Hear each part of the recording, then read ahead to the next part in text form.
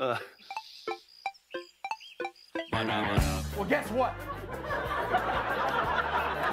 I'm not backing down, you sons of bitches. I don't know the meaning of the word stop. We drank beer, so did I think the vast majority of people our age at the time, but in any event, we drank beer and still do. I was lifting weights with PJ and Squeeze. And Handsy Hank. Gangbang Greg. Which, you know, the liberal media is going to find some way to spin. Have you ever passed out from drinking? Passed out would be no, but I've gone to sleep, but I've never blacked out. That's the allegation. That's wrong. I like beer. I like beer. Okay, so I asked if you drank in high school, and you said, I like beer 10 times. That leads me to the next question. Did you ever drink too many beers? You mean, was I cool? Yeah. What do you guys give me if I kill that bird? Barbara, that's a bald eagle. Get away, Baldy! Yeah! Welcome. This is The Wort with Mike and Pete, GovsRadio.com. Streaming live, GovsRadio.com. Also streaming on our YouTube page. Go over to YouTube, type in The Wort, spelled Wort, a podcast, or type in Mike and Pete. You can find us there. How's everybody doing out there in Radio Land? Pete, how you doing, buddy? I'm great. Are you? Sure. Are you taking it to a 15? No. You didn't start it at 11, so it's going to be hard to get up to a 15. It's going to be hard to get up to like a 6 tonight. Yeah. All right, let's get some of our logistics out of the way. Check us out, The Wort, a podcast. See, we don't plan like I told you. On our social media, Instagram, Twitter, Facebook, all that other good stuff. Again, streaming live both on Govs Radio and on YouTube right now. We like to give a shout-out to our buddy Alex over at mybomberjackets.com, mybomberjackets.com. Go over there, make a purchase in the promo area, type in WORT15, that's WORT 15. Get 15% off your order, and any order over $30 will get free shipping. It makes a great Christmas gift for you and your friends. I think I got... Mostly for you. Well, yeah, it was a lot for us when we made our first purchase. Who else are we shouting out today? We'll give a quick shout-out to a couple of people. Somebody we haven't talked to or talked about in a while, that's Copeg's Fine Fare. Hooked us up with some good brews today. I have some with us. And also, we want to give a shout-out to the Meatball Place in Farmingdale, who offered us a live show coming up on October 28th. Thank you. October 28th. Balls and brews. Jesus Christ. You are at a 15. Hold on. Let me pull you down a little bit here with the balls talk. All right, anyway. Yeah, Balls and Brews, a bunch of those events coming up. And, of course, we want to make our announcement to start the show off tonight that we will be broadcasting from the Great Beer Expo, November 10th at the Nassau Coliseum. We will be there.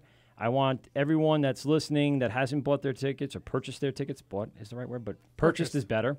Sounds more gooder. And, purchase your tickets. Go on to... What subject do you teach again? English, right? No, that's the point. Thank God I don't teach English. Go over to...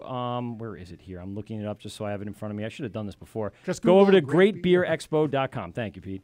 Tickets are on sale now, November 10th, Nassau Coliseum. I've been going to this event for forever, I got to say. Probably when it first started. I think I've only been once. Oh, it's a good night of drunken stupors. You going to go full Kavanaugh? Yeah, I'm going to go full Kavanaugh. No, I when they moved over to Belmont, it wasn't as good, in my opinion. They did 2 events there at Belmont. I liked it better at Nassau Coliseum, but they had to do it when they were renovating the Coliseum. So now it's back in the Coliseum. We went last year, and you and I, Pete, will be broadcasting live from it this year. So buy your tickets. Go to greatbeerexpo.com. We'll be posting some information on our Instagram and all of our social media about the event, as well as mybomberjackets.com. We have our friend over at Copeg's Fine Fare.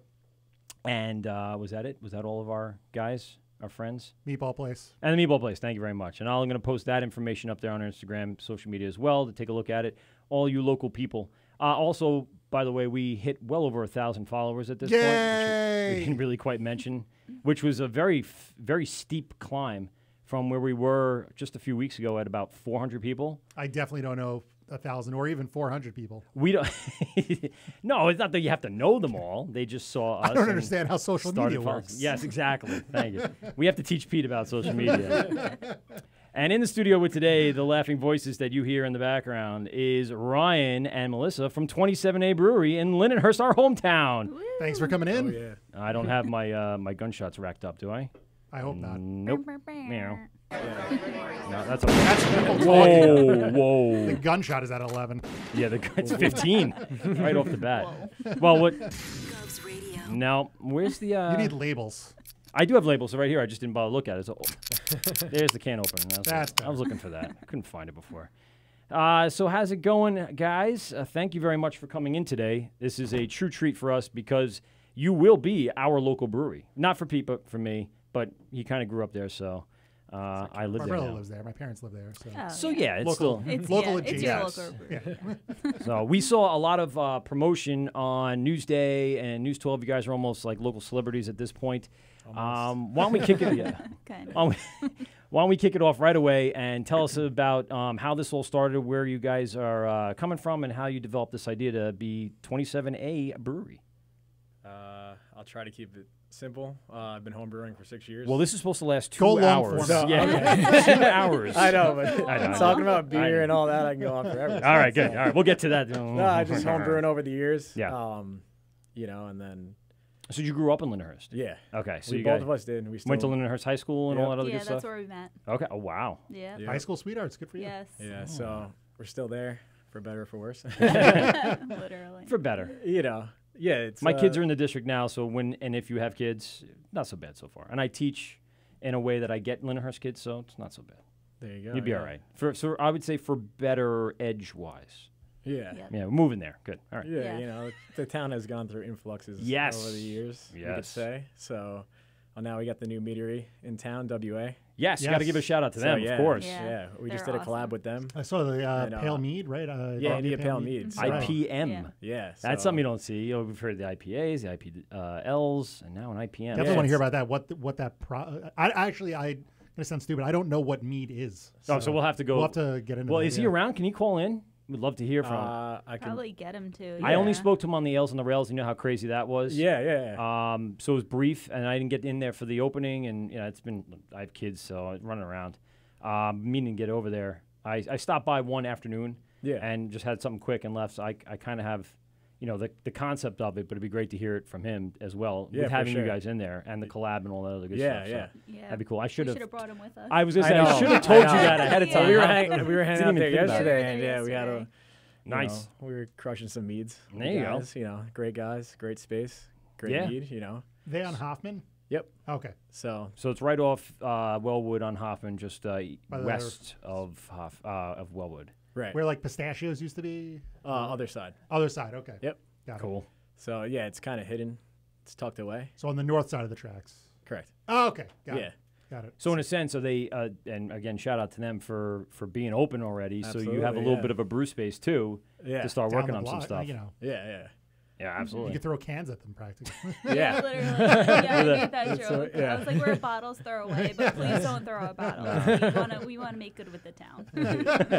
Yeah. Keep it tame. Yeah. All that. So grew up in Lindenhurst, decided to kind of grow roots here, and especially with the business. Yeah. So you were home brewing for a while. Yeah. Well, when I was younger, I wanted to open a bar because I like partying. Okay. So Okay. it Natural kind of evolution. evolved. Me and my friends just DIY and all that. So just throwing parties and shows and stuff. Right. And Wait, in shows? yeah, like backyard shows with like bands and stuff. Oh, okay. Like what kind of bands? Punk and hardcore bands. There you go. Right up your alley. There we go. All right. Yeah. All right. And then the later years, then I started bringing kegs there, and now Nice. it's even better. They were funner for everyone. Yes, absolutely. I have, by the way, one of the things we'll listen to at the break, if anyone wants to listen through, Lindenhurst's own Edna's Goldfish. Oh my Oh, god. wow. My Fucking A. favorite band. Yes, Brian Throwback. Diaz was lead singer at Edna's Goldfish, and they used to play in Lindenhurst. He used to work at Tower Records in Massapequa, and he'd bring his band in and play in the back room at Tower Records in Massapequa all the time. And we go down and watch him. I was in the punk ska scene for a long time. I had a band myself. So when I saw an Instagram post of one of the shows, I thought, that was pretty cool. That was nice. So I'm glad that we share the same music tastes at this point. But anyway, we'll be playing. I think everyone I know is from Lindenhurst. I was going to say, Is the you name have of the to song. put- Yeah, I gotta play that. And then maybe Veronica Sawyer right after that because that's my favorite song. So, Nice. so anyway, God, you backyard shows. Yeah, wanna open Everything's a bar. better over with the years. kegs. Yeah. I get back to it. I sidetrack. I don't know if you remember. Like all right, let's see what there it goes. Yeah. And moving back. Yeah, and I went to Farmingdale State College for business management just because, again, I wanted to open the bar, pretend to be a little more legit like that. And then I started homebrewing with some friends 6 years ago, and it's kind of evolved ever since then. Now, these other guys from Lindenhurst, are they part of a group or? Yeah, those guys are from Lindenhurst. Okay. And then, later on, I got really involved. I still am with the Long Island Beer Malt Enthusiasts. Okay. And then the Association of Long Island Homebrewers, with homebrewing hand grenades and beer. So were you doing that first before decided to open and go off on your own? Because I know a lot of those groups, they spawn their own breweries. As we've gone through a lot of our guests, a lot of them have started there. Well, started homebrewing, but then worked their way through that just to kind of Brewers Collective. and all that other good we stuff. love them. Sarah was just at the meeter. Yeah, we were Oh, hanging nice. out with her Oh, cool. yesterday. Yeah. So Good people. yeah, for sure. Definitely. So that was one of those groups. Many of those groups, and they'll be all at the Beer Expo. That's believe, what as I well. served with them last year, and I got like a really good response. Oh, okay. Well, if you do a hazy IPA, Now, which one did you do it at? At Nassau Coliseum? Yeah. All right, so served with I had them. that beer. Yeah, but I had all of it kicked the first session. I was there the first So, session. yeah, I didn't go to the so- night one, that one. I think I went to the afternoon one. Yeah, I was definitely lined. I went right down the line with those Yeah, guys. so- you have to. They're all different. It's like having a new brewery in the same booth. Well, that's the thing is when I first started going to these beer fests, I would go to the homebrew spots, and then their beers were, I liked them better. Let's say that Yeah. than No, the that's commercial ones, So that's why it was cool, and then to meet everyone and all their different styles. And, Right. You can't buy these wacky things people are doing on the shelves anywhere, or even at some breweries. Then they have the let's say room to kind of experiment a little more. There's not as much on the line. Absolutely. And their profit margins and all that. They're not worried about it as much there. Yeah. So they're really using that as an avenue for experimentation and being able to fine tune their craft, I guess. Yeah, for sure. And so that's what you were doing. You were working with them and kind of going through. What was some of the beers that you brewed with them, besides the hazy that you mentioned?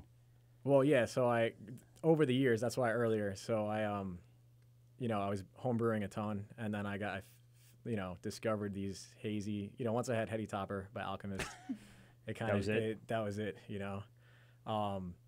Not saying they have their part in the New England IPA, but it's a little more danker, it's a little more refined, versus some of these zero IBU technically beers out today. Just total juice, where then they add even more juice, like literal juice on top. Yeah, just orange juice. Let me get guava on there. Let's Yeah. nothing but Which guava is fun juice. too. I say there's a time and a place for every beer and every Absolutely, style, and that's all part of the fun with it. That's what But, you're. Well, yeah, that's what point is experimentation and Yeah, going so through that process. as I started brewing these, I got real inspiration from Alchemist and then like Tired Hands and stuff like that. Yeah. So I was Tired bringing- Hands is great. Yeah. So like Hop Hands is just, Yeah. having that beer. And then just kind of trying to riff on that, and then bring it to the club, bring it to different people, my friends that weren't so into craft beer, but they'll drink anything. Okay. And then they're kind of like, whoa, this is an IPA or a pale ale. They're like your lab rats. Yeah. They're like, oh, I could actually drink this. And then I'm like, dude, that's like double IPA, 9%, like chill. And then They're just crushing it. You're like, yeah. no. Yeah, so having a kegerator too with friends over is always fun. Yep. And then, my one buddy, we call him the keg killer because he'll just keep drinking it until it's gone. Lindenhurst. Yeah. We do party quite often. Oh yeah. What part of Lindenhurst do you live in? You don't have to give me street names, but like relative to the high school, northwest. So, I grew up south of Montauk. Okay. Or by like Shore Road. Okay. A couple blocks south of Montauk. Okay. And then now we live in North Lindenhurst. Okay. So it's like north of Sunrise. Yeah. Okay. Yeah. So you're still in the district though. Yeah. Yeah. Yep. So you would be Rawle, I guess, would be the Yeah, school. Rawle district? was my elementary school. Okay, cool. I'm down south of Merrick. I'm right by Southside. Nice, So I'm yeah. going to Westgates. I always forget the name. I'm not going to Westgates. would've been I Bauer. graduated. But what? It would have been Bauer. It would have been Bauer. I had it. That's not where close. I went. I as a student child. taught in Bauer. I student taught in Nice. Bauer. Yeah. Miss Smalley was my director, and now she's the principal I of my went to daughter's Catholic school.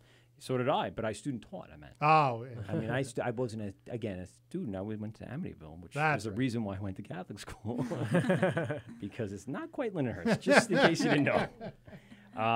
So there was a nice. I'm just trying to get a gauge of the areas, but that's good. And so you came down south into the village, and didn't go like straight industrial North Lindenhurst area. Yeah, well, growing up, I would skate around the village. Yeah. Pretty much every day.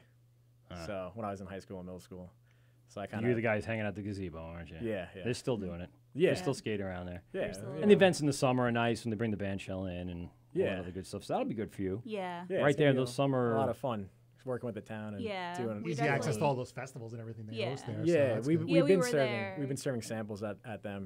They're great. They're. Yeah, you the know, town's going through super like a rough supportive. patch right now, but we're really Well, not committed right to- now. Well, they're now trying. it's Right now going it's on the out. up Well, you guys are yeah. part of that Yeah, they're- revitalization yeah. effort. So Absolutely, that's you great. know. Yeah. Yeah. So do we know exactly what's going in the bank down the block? We do. It's a Oh. restaurant. Let's hear it. Yeah. Well, we. Is it a kind- Lessings? It's not. It's not, That's the alright. rumor. But the guy who owns Mary Carol's. That's Oh, that's Yeah. right. you knew that. That's right. You Yeah, mentioned that it's as one of the gone. rumors. Okay, Yeah. great. So, So they're. it's nice to have a lot of bars. It's not going in to be the a Mary town. Carol's though, right? No. It's, right. Yeah, no scary Marys for Lindenhurst. You definitely don't need them. Yeah. Look what they've done to Babylon. They've Well, that's the revitalized whole- it single-handedly. A whole nother story. I I'm don't just know kidding. about No, it's a complete sarcasm. No way that they do that. In Yeah, fact, they're probably the worst fun. one now on the block. Well, now they're Since- closed early, but we used to go there Oh, after all Yeah. the bars are closed. Oh, they'd be open till like 3 a.m. Yeah. Right? Oh, yeah. they used to That be was open our at like last stop. 5:30. Yeah. Jesus. Yeah, it was nuts. Good old Mary Carol's. Hey, the Hawthorne Beer Club just like this, so that's pretty cool. Anyway, I don't know. It's just a beer club, so I Sure. don't know where they're from. Hawthorne sounds like New Jersey to me. It could be California. Ooh, okay. I don't know. I'm just pulling shit out of my ass. Well, I'm just thinking if they're listening and they're liking it, I'll just give them a quick, hey, how you doing? Hi. Hi. Anyway, so we picked our spot, and let's talk about this spot. Because Pete and I didn't grow up in Lindenhurst, I grew up in Amityville, but I swam at the high school through Right. one of the clubs. So I was always in Lindenhurst driving through, getting a bagel in the morning on the way to, meets and stuff like that. And so I would pass the spot that you're in. So tell us a little bit about that spot and the history of where you're at. Yeah, it's really old. It's over like 120 years old. It's Yeah. insane. As a kid, it was the bike shop, Lindenhurst Bike Works. Yeah. With Artie, the man, And then, but back in the 40s, it was a butcher shop. So that's why I picked this space. It was nice because it was on Main Street. Of course, that's a little advantage there for the vibe we're going for with this space, at least. And in the back where the brew house area is, it has sloped floors because, when you used to cut up the Blood. meat, and just spray it down into the drain. So it's just get already right it's out already there. pitched. It's already got Wow. got the drain in there, and it's got when we were in there, it had when I first saw the space, it had like a drop ceiling, but we ripped that all down. Now it's a sloped roof with a huge skylight. Oh, So it's got cool. So there's a skylight above the drop ceiling? Yeah. Or did you put the skylight in? No, it was there. I'll So show why you a why would picture. you It's really cover it? cool. I don't That's know. great. That's When you- exactly what I said. Why would you I ever was cover like, it? The bike "Oh." shop would have been dope to have some backlighting from the front windows. Yeah. And it's like perfect don't know. natural lighting. Yeah. I only remember it as the bike shop. My mother had told me that it used to be a religious shop. Yeah. Yeah. And that there was you would sell, I guess, rosaries, and it was linked up to Our Lady of Oil at PH or whatever. So Right. Our little personal hell. Thank God we know that it was a religious shop because Yeah. we keep finding like old relics from it, like crosses and shit, and we're like, Yeah. there was satanic worshiping with the butcher shop that was happening Yeah. back in the 40s. Goat So we, sacrifices. if you go onto your Instagram, it's 27A Brewing. You'll see some of the pictures that we're talking about. Go ahead and check them out and follow them and follow along with their process. You rip down some walls and saw some old signs and, like you said, Yeah. some old I rolling saw relics. out those. from, I saw that, from yeah. the 50s. Yeah, oh, that's cool. So Yeah. you're There's- gonna it's a- reclaim that and put that up. Yeah, on we're gonna the, frame it Yeah. up and have it on the walls. That's good history, man. Like Yeah. some of these Yeah. old towns and villages, I like the history of This them. is the skylight. Wow, holy Yeah, crap! it's really cool. It's It has the old huge. industrial Yeah. fan. That looks that's gonna look awesome. Yeah. You Is guys, that it's gonna be like? gonna be a tap room, right? Is that on the tap room side or the brewing side? It's It's on on. the brewing It's in the side. brew Ah, house. okay. Yeah, but still, that light that comes through, it's gonna light the place up when Yeah. you even. Yeah. And if So- you put some, any windows to see into the brewery space at most places. Well, you're would. gonna have to, Yeah. to hit the bathroom. You're gonna have to walk through the brew house. Oh, boom! Oh. So you're gonna enjoy Yeah. that. Yeah. That's It's gonna cool. be cool. So you've laid it all out already, I would assume. So where we at in the stages of putting this whole thing together. Because if you were to drive by today, you have the paper up so people can't see, and every so often I see you take down the logo, put back up the logo, take down the logo. That's 'cause, I'm like, no, don't go anywhere. Don't go anywhere. Yeah, So- that's when we're serving at events. I just haven't got another back. Oh, It's on the list. so when I it's just down, I'll take know you're that. somewhere. Yes, Yeah. I'll set your Instagram and be like, "They're somewhere. Where can I go find?" Exactly. That's cool. So where are we at in the whole process, in the total creation from all your brewing equipment and the tap room and all that stuff? Yeah, we're getting everything up to speed right now, Okay. and the fermenters are coming in on Wednesday. Oh, Oh, nice. So cool. that's coming along with everything else. Now, the back of the shop is where the brew area. Do you have access to that easily, or how are you gonna? Yeah. Okay. Yeah. No, I Yeah. do. Is there a garage door? Is it just double doors? No garage door. Okay. It's super small. All right. Yeah, it's a 3-barrel system. Okay. And 4 3-barrel fermenters. Okay. And we built out the cold room ourselves. Oh, cool. And Yeah. we found out by taking down sheetrock to maximize space that it was actually the cold room when it was the butcher shop. Ah. Same thing. So the walls had 3 inches of cork. Oh, wow. So yeah. That saved you a bunch of money. Yeah, a couple layers of insulation. Yeah. You know, so that's going on. It's gonna be super simple. You know, Yeah. bringing the tanks in there to cold crash, and I have a bright tank as well. So we'll be serving off there, and then right from the wall will be the lines and the kegs going to the front area of the tap room. Okay. So, And so where's the tap room at? Have we built our bar yet? Are we? it's coming. Okay. It's framed out right now. Oh, okay, cool. Yeah. Oh, so you're getting there, yeah. Yeah. All right. We're definitely getting there from where it was. you Yeah, know, yeah. a lot of- It was a tremendous amount of, I would imagine, time getting all the paperwork together. So what hurdles did you go through dealing with the village and, I guess, county and state and federal and all that other good stuff? Nothing crazy yet. The Okay. village is like really supportive. I was gonna so, say, I would yeah. imagine the town's pretty psyched to Yeah. Yeah. And you know, have the something things we're doing have is something more opening up versus To have closing. something Yeah, opening, Absolutely. yeah. Yeah. Or you- burning down? Yeah. Or burning down, yeah. Yeah, Oh, there's a shit. whole That's bunch why, of stuff that's that's burnt why the down. gazebo's there. Is it? Yeah, it was Bailey's Comics, and what else was there originally? Along that whole Not wall bad. where the mural is? Yeah. Fuck, I don't You're remember. going back. I don't remember that. I was when I was, I don't know, like. I remember hearing 10 or the 12. name Bailey's Comics, but I don't Well, remember the. they're still there. They They moved a moved couple across the spots. street and down the block. Yeah. Oh yeah, okay. But yeah, I where know that whole spot They're where up- the they're up gazebo, north. there was like 3 or 4 stores there. It burned down, and so was that like early '90s. Okay, and so they made it back into the park almost with the Yeah, gazebo. so they just knocked the burned out buildings down. All right. And Well, they did a That was a nice nice park, job, yeah. regardless. I remember when the first mural went up and the train tracks and all that stuff. It looked very nice, and then I guess they didn't like it very much because they painted over it. Now it's all blue and looks nice. You can take pictures of nice it. little area. Yeah, sure. A great village to do it in, and I'm sure you're going to have a tremendous amount of outcry from people in the village coming out. I mean, I could tell you I can probably get 50, 60 people, if you can handle it, to walk in that first day because everyone around me that's in the town or village, I guess south of Merrick Road there, they're craft beer drinkers. They really are. I've been helping convert people along with other guys, and always taking stuff down to house parties in and around the area and be like, oh, what's that? What's this? So more and more just in our town are for converting sure. over. Yeah. And it's a drinking town for sure. Yeah. Oh, hell yeah. Yeah, there's a lot of history with drinking. So Absolutely, we used yeah, to I have know. the most bars per Yes. square So foot. you guys, We still per do? capita. No. No. No, We used to, though. We used to. Yeah. Yeah, I remember hearing that. Yeah, back Like in the our 80s, parents. I That's what they all yeah. say. Yeah. Oh, That Like was my around parents were anymore. bartenders there. Like really? Yeah. Oh. What bars? Brian's Place. It was on Montauk Highway.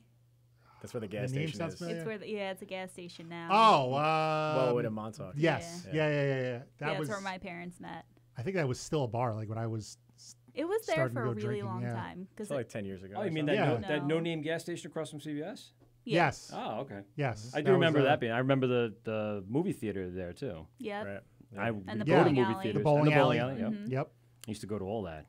I did my underage drinking at the sports page, which is down the block. Yep, so which did is we. now the. Or I did at least. Yeah. I don't know about him. I was at the rail house. The There you go, rail yeah, house. the rail That's house. on. Hoffman. Oh, that's down. Across On the from other the train side. tracks, right? Well, no, it's Broadway and Hoffman. Yeah, Flag so it Beverages used across Oh, okay. across yeah, the street yeah, from yeah. Flag. Yeah. That turned into some weird like club or something after the rail house. Then it was like an Yeah. entertainment thing. Yeah, It was a 'cause- rental bar. You could rent Yeah. out the bar and Yeah. hold parties there. And then that didn't work. So they've been trying stuff for years now Yeah. Yep. to try to figure something out. Did you guys look at that space by any chance? We did. You did? Yeah. No good, right? No, I don't know. There's like a There was an offer in on it already or something. yeah, some guy selling blinds out of it or something. Oh, right. Like, this is what we need. You know? Come have a drink at the Yeah. bar and let me introduce you to some blinds. Yeah, because it's I'd like some all nice verticals. It's all fitted for like it's got the 88 bathrooms. Yep. It's got a bar built out. It has a stage. It's crazy. It's ready to go. So I was like, and I know there's like a little kitchen in the back, so you can. I was like, oh, I could brew back there, but I missed it. You know. Yeah. I think you might be better off up in the village a little more. Yeah. It's kind of secluded. I think everything that has been there though has failed. I'd be Yeah. scared of that Yeah. Absolutely. in Well- that space. I'd be really scared of just the history of that. Yeah. Rails was it on the rails? Was the only thing I remember Rail lasting. House. Rail But house. yeah, it was a They di- were- it that was a was there dive for a bar. long time. Oh, I was there Yeah. for a You long know, time. it was. That's what I'm saying. Is we were. Yeah, we kept that in business when we were 16. Yeah, pictures of that. Yeah. So I mean, where was I going to go with the other questioning? You have one really quick while I sweat and I turn on the air conditioning. Go ahead, No. Pete. You're on the spot now. Way to go. So how like Show, Pete. you guys are you guys through the permitting process, the license from the state, or you guys? That's where I was going with it. By the way, That's coming, business. like Yeah. right now. Yeah, so we're we're working doing on that now. We're sorting it out. Is there a lot of paperwork with that? Is there something you have It's to? it's a decent amount. Well, they Yeah, just want to know everything about everything. Make sure you have no mob ties or something. Yeah. Yeah, that. They do background checks. Oh my God, yeah. To get Really? a liquor license? Uh-huh. Fuck Yeah. Oh yeah. no, I don't. I not. They want to have I thought receipts you just for meant the funds of you know, because after 9/11, They want to I make sure guess you're there's- not money laundering. Yeah. Ah, But again, that'd we're doing it super small to start out. Originally, you know, I want to do like a 10-barrel brew house, but then, you know, You almost got to work up to that. That seems Yeah. awfully. Yeah. I'm like a couple of guys that we talked to are doing 8, and I think that's a lot.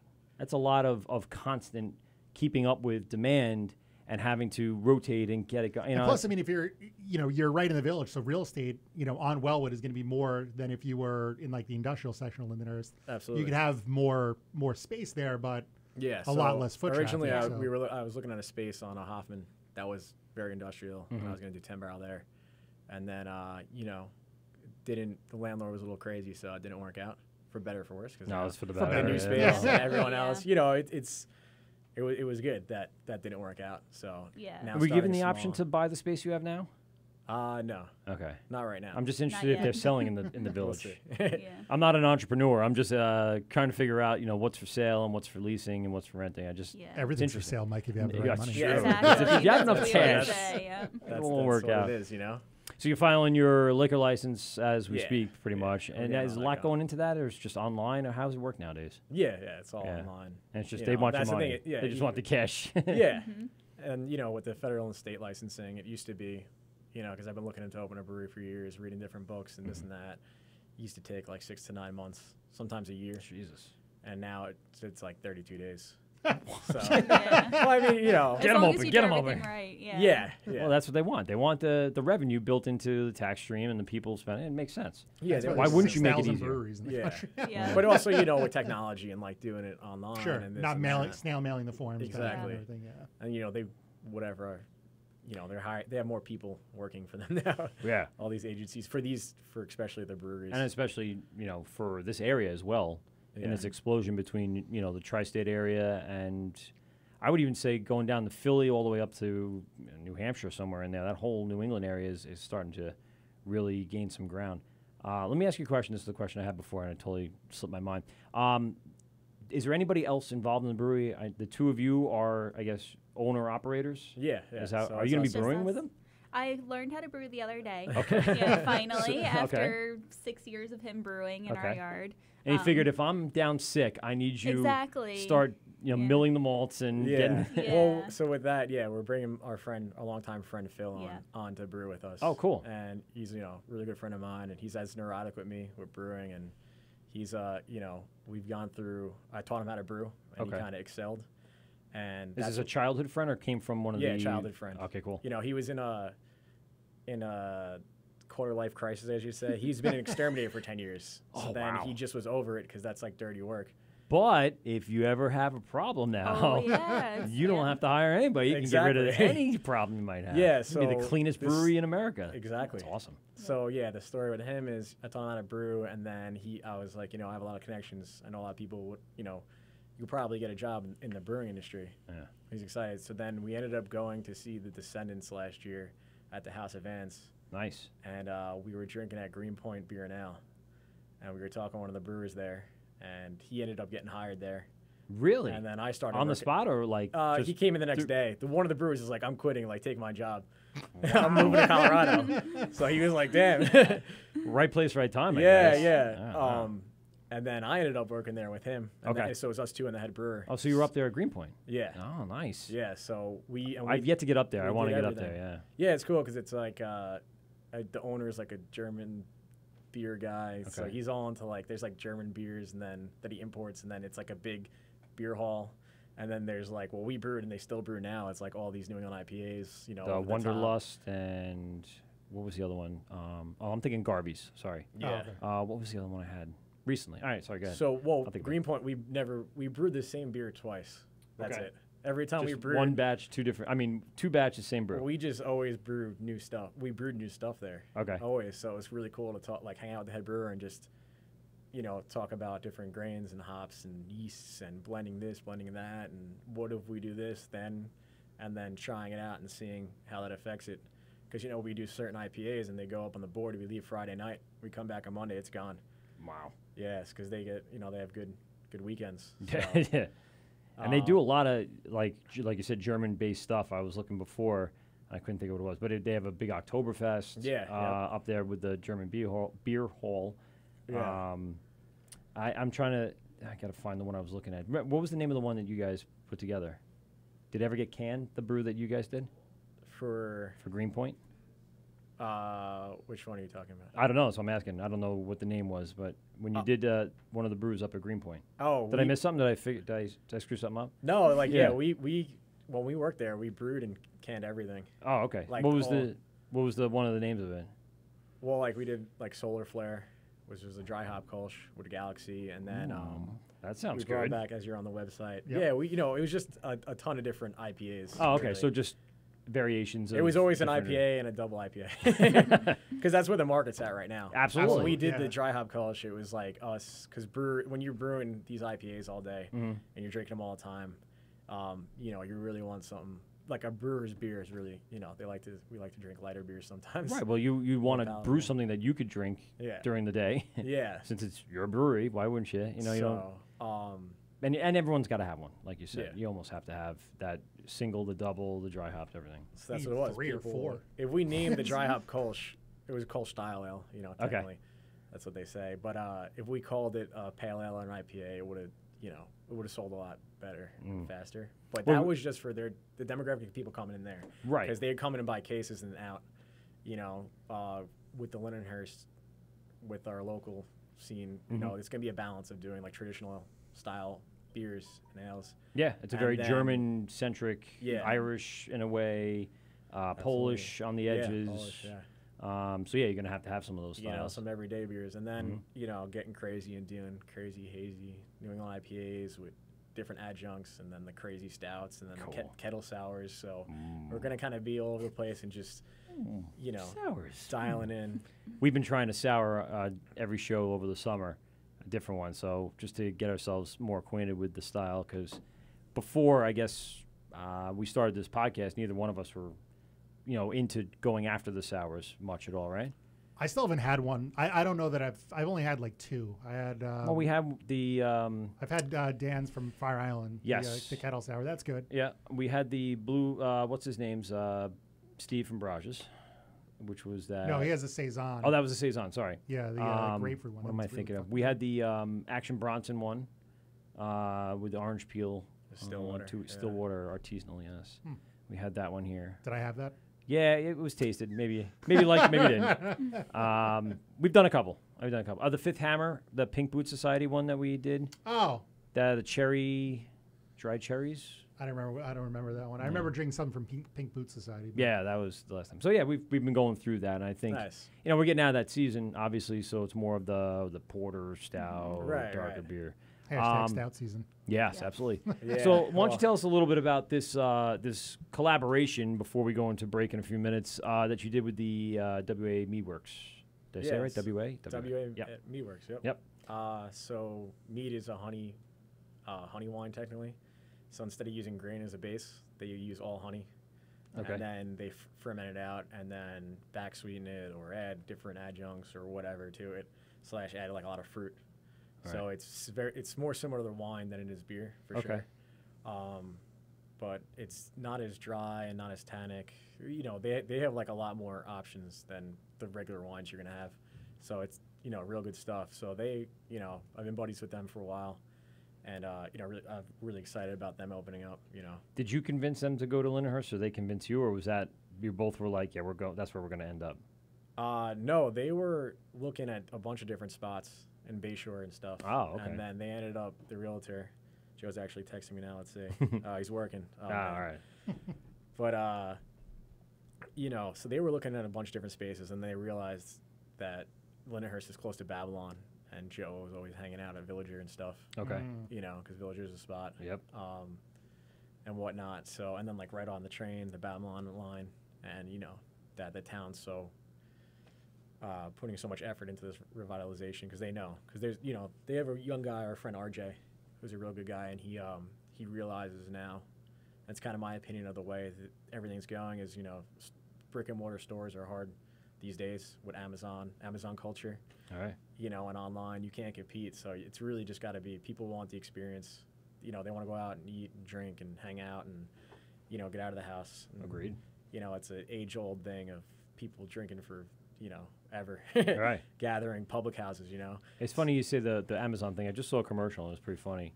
Hi, I'm Susie, and I'm with a local business, and Amazon supports my business. If it wasn't for Amazon, I wouldn't get as much foot traffic or whatever she was saying.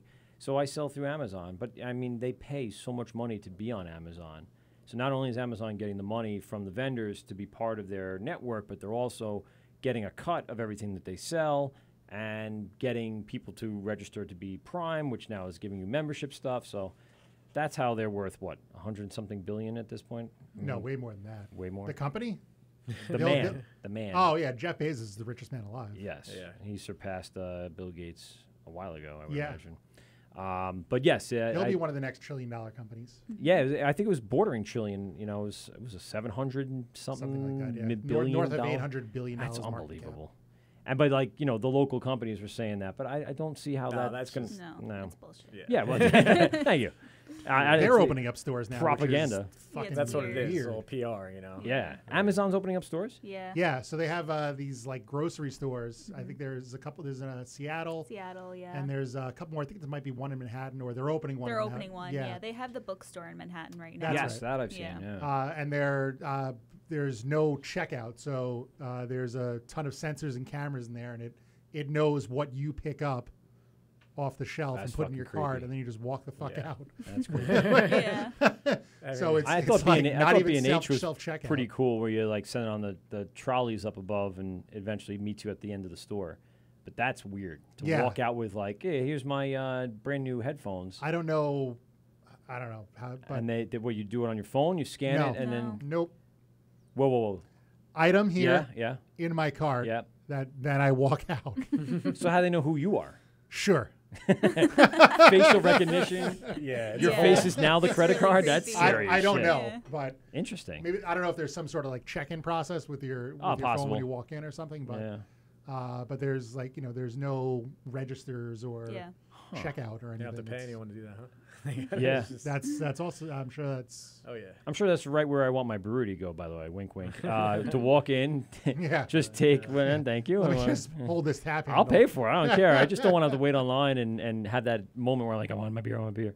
I get that quite often. Sorry, which is where I'm at right now. By the way, let's take a quick break. I do have to pee, and we're going to get into some beer with Ryan and Melissa from 27A Brewing. This is the Wort with Mike and Pete, GovsRadio.com. Pete, you got anything to say while I open up the promo? Zero. I hate you, Pete. All right. All right, GovsRadio.com. We'll be right back after this.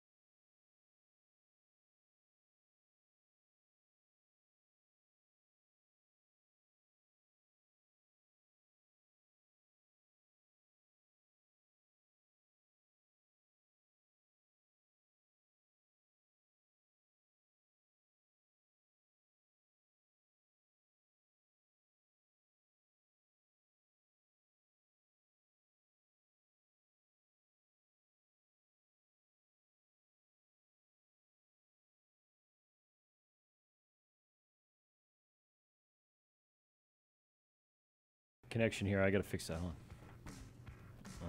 You hear it? Yeah. I hear a bass line. All right. As I said, live on the air, we're doing some technical difficulty. Yeah, listen to that. Your mic sounds fucked up. No, it's this. Yeah, that's better. No. This is how we start drinking. Anyway, this is the Word with Mike and Pete, GovsRadio.com, streaming live on our YouTube page. In studio with us today is Melissa and Ryan of 27A Brewing. Should I say Ryan and Melissa? Do you get jealous that I said her name first? No. Okay, good. Smart move. No, my mic's fine. I mean, I think the air's on, and that's why you hear a little bit of hum in the background, but it never translates to the online stuff. You don't hear the air blowing in the No, background? your mic sounds... No, I'm great. How about you? Sure. Okay. You're great. I feel great. Pete, feel great. How's everyone doing back? We're opening some beers right now, and we start off with... why don't you introduce it, Ryan? Why am I going to screw it up? Because I will screw it up inevitably.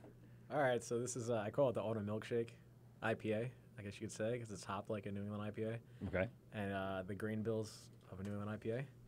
And then I, but added some vanilla beans and milk sugar, as well as some fall spices. What's milk sugar? It comes in a powder form, Yeah. or Technically called lactose, but milk sugar sounds okay, better. all right, it does sound better. You're putting lactose? Is that the same stuff that goes in my lips? No way. No. I'm intolerant. Yeah, exactly. It just, milk sugar sounds more. It does. It actually does. Feeling, Classier. So yeah, it's all. Excuse me, would you about pass the presentation. milk sugar? Why, surely. That does sound I'm gonna better. put some milk sugar on my cereal tomorrow morning. So we're calling it a milkshake IPA. That And was- what are the that was a other? terrible joke. Yeah. I just skipped right on. Like, all right, That was funny. There's some fall spice in there. There's Okay. cinnamon, nutmeg, and then there's some cold brew coffee in there too. Get out of here. Yeah. Huh. And Yeah, so I the blend all color of the that stuff. completely went away, obviously, because it's not a lot, but it's enough for taste. Yeah. Would you notice the taste if you subtracted the cold brew out of there? It lends a little a little bit in there. There's a lot Okay. going on, Well, I taste a lot going on. So I'm You trying know, to figure that's out all the and complexities. it's almost 7.5. It's like 7.2%. So, yeah, I fluctuate because when I brew my milkshake style ales, I have like a base where it's all it's like a New England IPA esque, and then with the technical processes of that, like mashing high, Yeah. all the adjuncts in there, and then adding the lactose or milk sugar, and then conditioning on vanilla beans. Oh, you know, okay. Actual vanilla beans. Yeah. And then that's a good base where it's I bump it up. I'll do like 5% or I'll do 10% and then drink too much and I'm like I gotta go back to 5.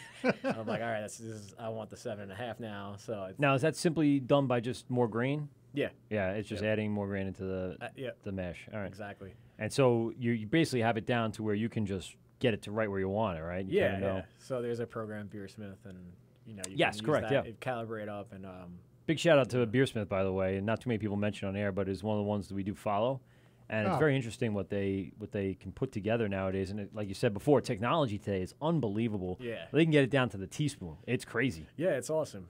It's great, and you catalog and log stuff and add notes because I like to always improve, and I'm very analytical on that front. I tell you what you have here. When I took a sip before we got back on air, I didn't get all those flavors. I got a little bit of the vanilla and the nutmeg, like you mentioned, but now that I took a full mouthful, sounds terrible. I apologize. Giggity. Giggity. The coffee does sit there. I feel it. Nice. So yeah, you definitely would As it warms miss up it. too. It's like ice cold right now. I Yeah. heard last time you guys like ice cold beer, so Oh, sure. I like beer. I don't know. You said that in the last podcast. Did so- we? Yeah. Wait, Sounds it's like something possible. I'd I say. do. I guess it depends. Although Oh, you know what it was? Is there's sometimes people come in with Warm cans. the warm cans, and then we got to pack it in ice here just to at least get it to above room temperature, so we're not feeling like it's too much of a stretch. right. Let's go to the phone. Let's see what we got here. This is the Word with Mike and Pete. Who we got on the phone? Michael? Oh, hi, Graz. What's going on, buddy? How are you, Michael? Very good. Happy Thanks. Halloween! Happy Halloween! It's in 2 weeks. What are you yelling about? Because I'm going away, so I won't see you for the Halloween. Aw. Hi, Pete. I love you. What's up, Graz? How are you, babe? I'm great, man. How you doing? Good. Pete, I know what you're going as Halloween, and we also know what Michael's going to go as, right? I'm going as absolutely nothing. No, You're not going? It's a Michael's going goddamn as a kids' penis. holiday, Graz. Yeah, but the parents get together, too, And do what? and drink. Well, Michael, why do I sound very quiet? Am I not making anybody laugh? Do you not want me to call in? Should I hang up, Michael? It's because you're not funny. Really? Really? I find that to be wrong. Who's in the studio with you, Michael? Let's not get this off on a wrong foot because you and I will have a fucking problem for about 3 weeks. It's better. Who's in the studio, Michael? Oh man. Drink yourself a personality, Michael. Who's in the studio? Oh my! All right, I'm sorry. Sick of him asking. Graz, Just answer his goddamn question. yes, otherwise he won't stop, and we don't want that. What's going on, buddy? I'm sorry. So I'm in. I don't know. You seem like you don't want me to call in. Maybe I want you to call in.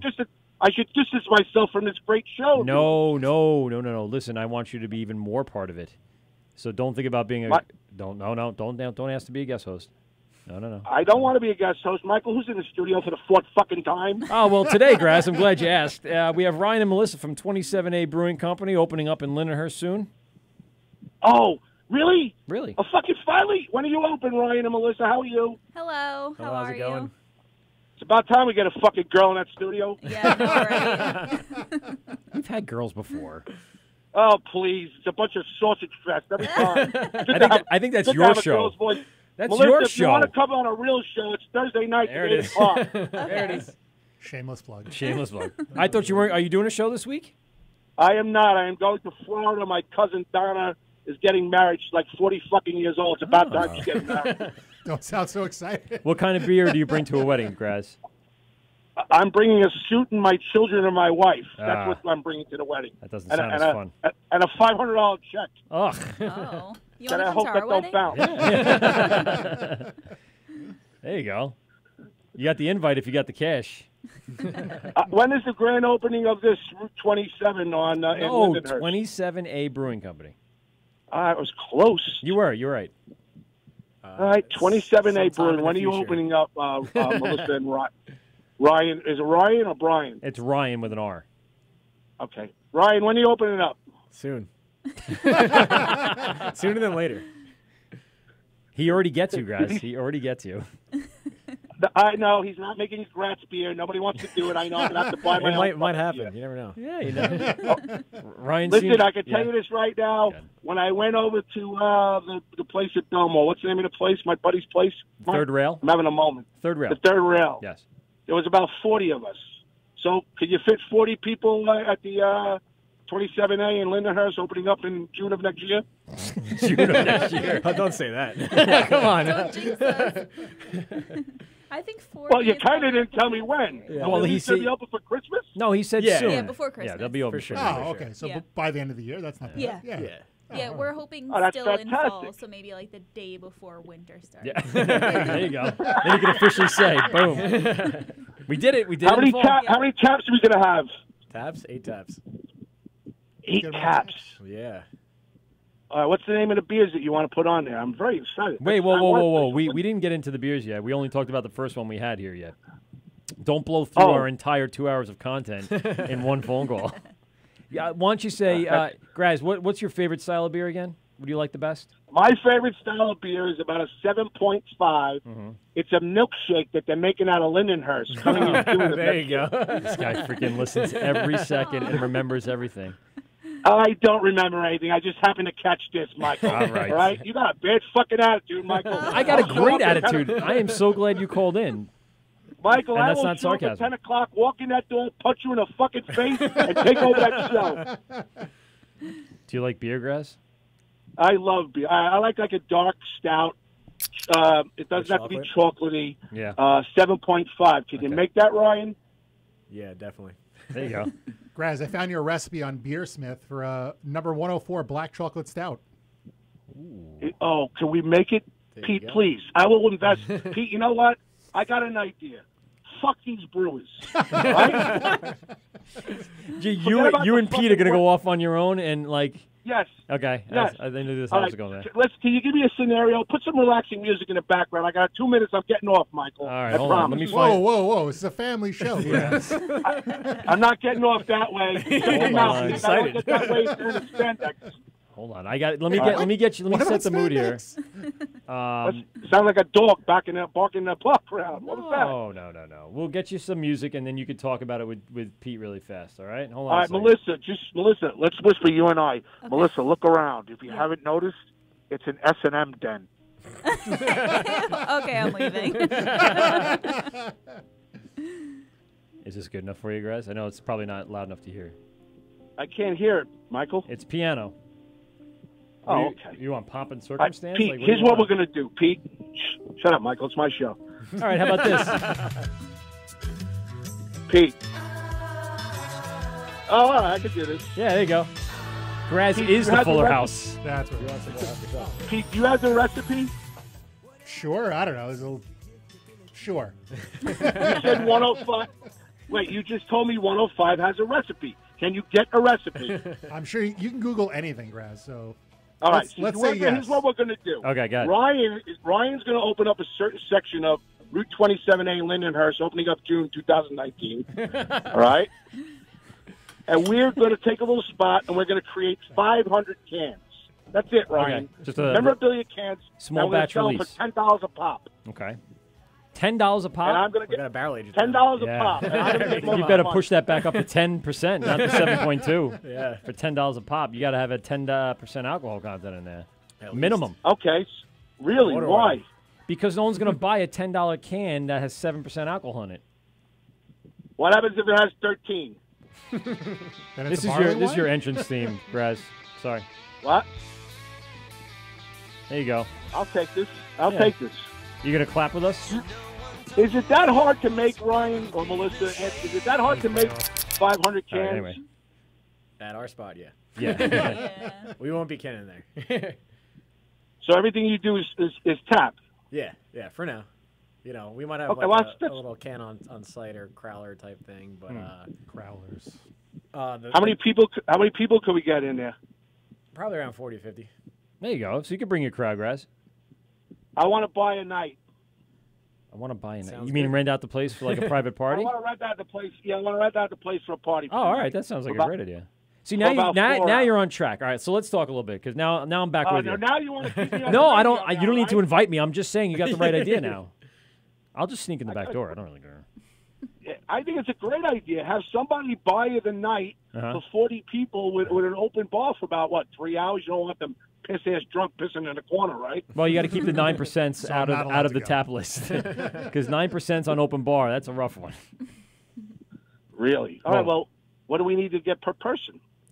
Don't worry about the logistics of that right now. Here's the other thing. I do want to talk to you really fast, even on and off the air, about the third rail and how we can put a Wort guest tap over at the third rail for the brewers that are guests on the show. I think that's a great promotional thing for these guys. Some, what's the word I want? Incentive to come into the show.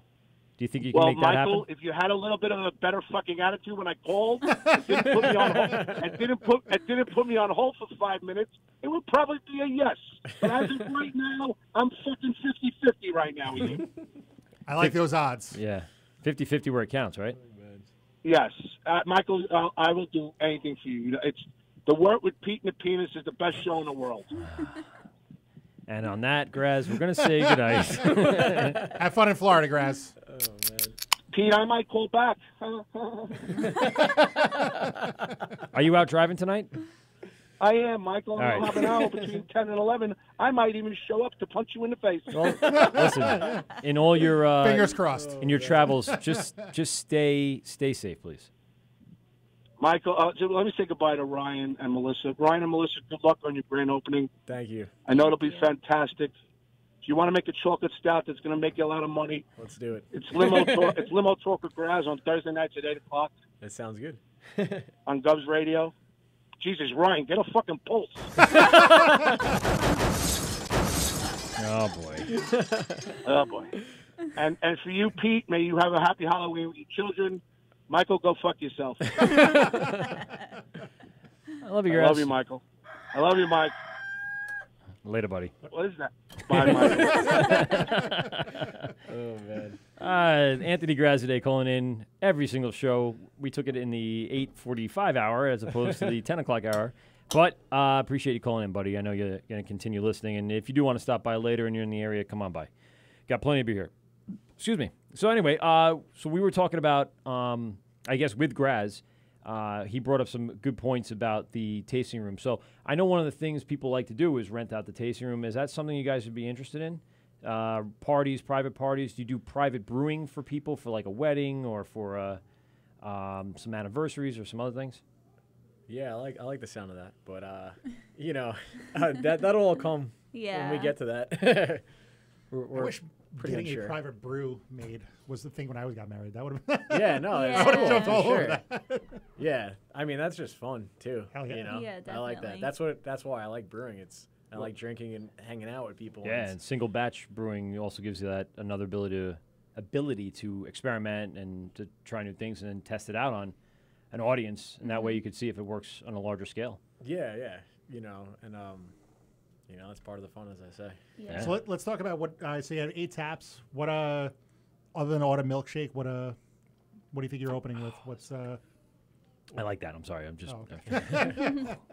You want some? Oh more sure. here? Yes, please. Oh yeah. Well, how much of this do you consume in a given day/week? It depends.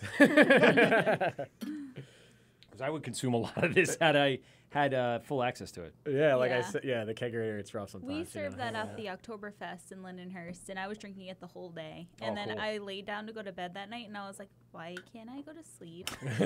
I was like so tired, and I'm laying there wide awake, and I'm like, it's the fucking cold brew. It is. It hit Does there a me.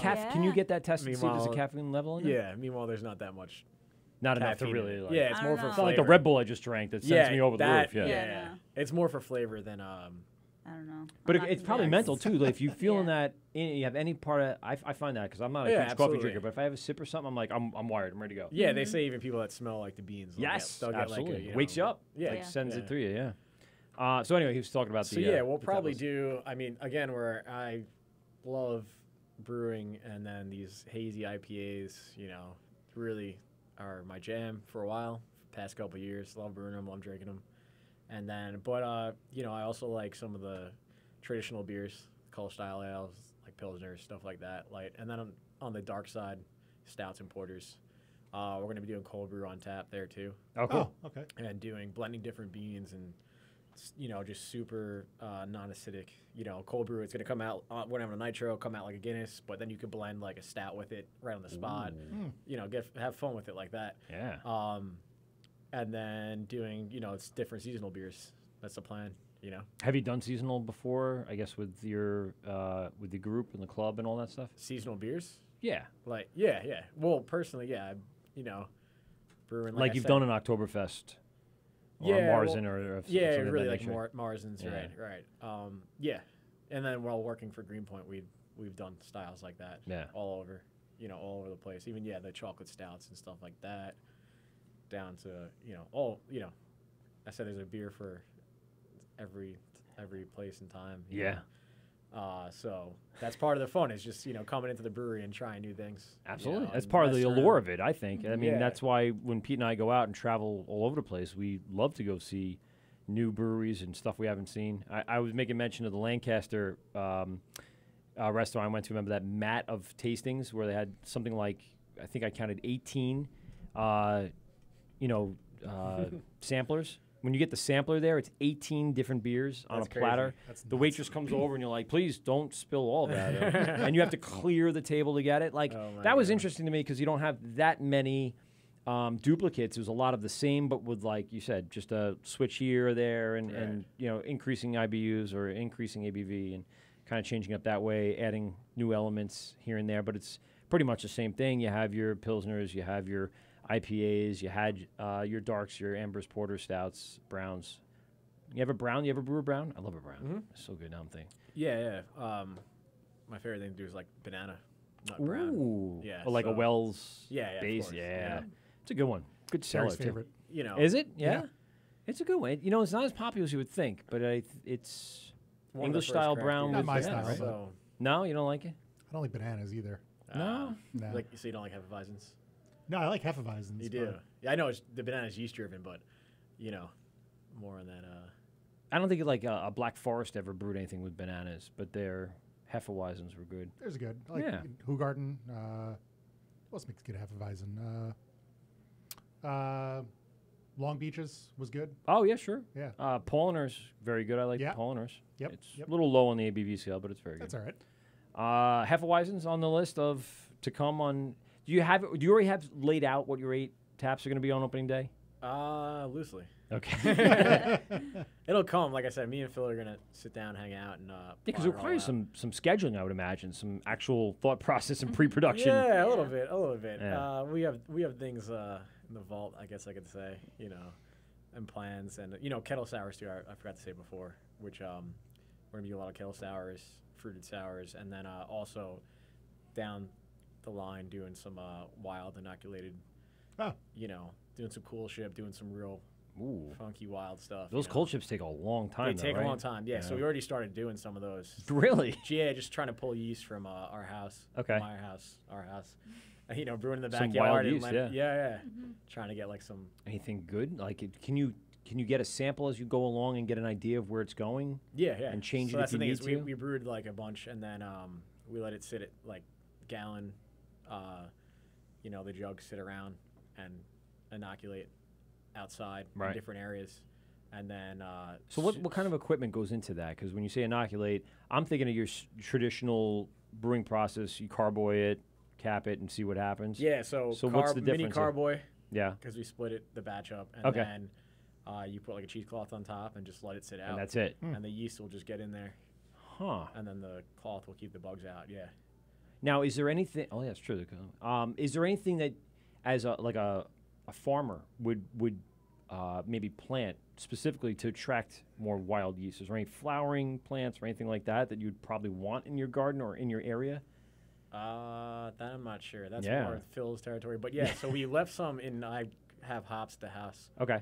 So we left a couple gallons sitting around there to see. Oh, okay, cool. Yeah, so we spread them out, and we got to sit down and just taste them, and then we'll pull the yeast from there, and then build the cultures up. And Well, I was going to say from that, then yeah, you can now start getting a sense of where it's going to go and see what they can apply to. Because I'm sure you'd say, well, this one will be good for this and that one. Is that based on taste or smell, or how do you go by that? Yeah, everything. No, Yep. and you really, it's not quite the best of taste to start out, I would imagine. Yeah, right? and a lot of it comes down to that's Phil's expertise, where he just goes really in depth. I'm more gravitated towards the IPAs and all that stuff. Okay. I'm brewing all these New Englands and stuff, and beers like this, where he just loves the sours, whether they're kettle sours. He's not so big on kettle sours, but he has different techniques that there's some off flavors that he just knows he wants to avoid. He knows the techniques to do it. Okay. So and obviously the kettle sours you could turn around a beer in a week with kettle sour. Wow. Yeah. And what are you reaching for an ABV on that? It all depends on what you're going for. I guess the longer you let it go, the better it is? Or no, back to grain. Grain and stuff. Yeah, oh, sugar okay. content. Yep. And even with the more grain, you could let it go only about a week or so, and you can turn around? Well, it all depends on yeast health, culture, the strain. Huh. But that's when you kettle sour, you literally do it in a weekend. It'll drop the pH, it'll make it tart, sour, and then you'll boil in the kettle and then hop it, and then all the breweries now just add a ton of fruit to them. Right. Or some of them now even put them in 7-Eleven Slurpee, machines. Oh, really? Yeah. Make a slushy. Which out of I it? mean, the beer you're drinking now is very, it's non-traditional. I'm like, that might be too far. I'm like, these breweries might be pushing it, with these. They're trying it. They're trying Slurpee everything because beers, we want to be the first to do this or the first to do that. Yeah, it's cool, but I'm like, it's. I like more of the culinary aspect than just that stuff, Now, what's the difference between your kettle sours and something like a farmhouse ale? What would be the difference in process for that? Well, farmhouse is more, it's the yeast. Yeah. You'd get. All right, so it and depends then on temperatures of fermentation. Okay, so. And then depending on a lot of these farmhouse ales, farmers are literally growing all the wheat and the grain, barley. And so they're just deriving it from their ingredients in addition to some of the process. Yeah. Okay. Because I sometimes not get them confused, but I say, okay, it's kind of in that same realm. And when you have a kettle sour versus a farmhouse, that it ends up having that same kind of feel to it. I don't know. That's just what I've been getting. Yeah, tart, funky. Right, it exactly. all depends. It's such a wide range. Right. On the phone, we got somebody. It's the Word with Mike and Pete. Who do we got on the phone? Hey, it's Kenny. Hey, Kenny, what's going on, buddy? How are you? Not much, not much. Just hanging out, watching two of my good friends talk about their brewery. Are you you looking at the YouTube page? Yes, I am. All right, let me get it off me. Adjust it so you can see their faces better. Actually, it's been down a little bit. I didn't even peek at that later. You don't need to see Pete and I's face at all. Why not? Please don't. Pete and I suck, Kenny. But there you go. Now you got a nice view of Ryan and Melissa on He sees this all the time. YouTube. Well, we're not special. Perfect. Hi. Yeah. There you go. How's it going, Kenny? So Very good. What an interesting Monday night. I had no idea this was going on. I'm very proud of the two of them. Well, Ryan, how come you didn't tell Kenny about us? Kenny, what do you do? What am I doing right now? No, what What do you do? And sure, yes, you can come down right now if you'd like. No. right. I think I'm fine here at home. I'm on my third glass of wine after a couple of all things. I know it's a little taboo. Michelob Ultras. Oh, you called a craft beer podcast with Michelob Ultra? I know. You son of a bitch, Kenny. They had a deal at the bar. I couldn't pass it up. What kind of deal? What are you talking about? What bar did you go to? Three first. Over by my job in the city. 3 for $10 Michelob Ultras over in Woodside. That's not bad for the city. Sounds like you're getting overcharged. Just mildly for what? 50-cent beers. Take my money. Take my money for that place. No problem. As long as it's not a $7 Bud Light like in Lindenhurst, that's fine. Oh boy, You know? that's so true though.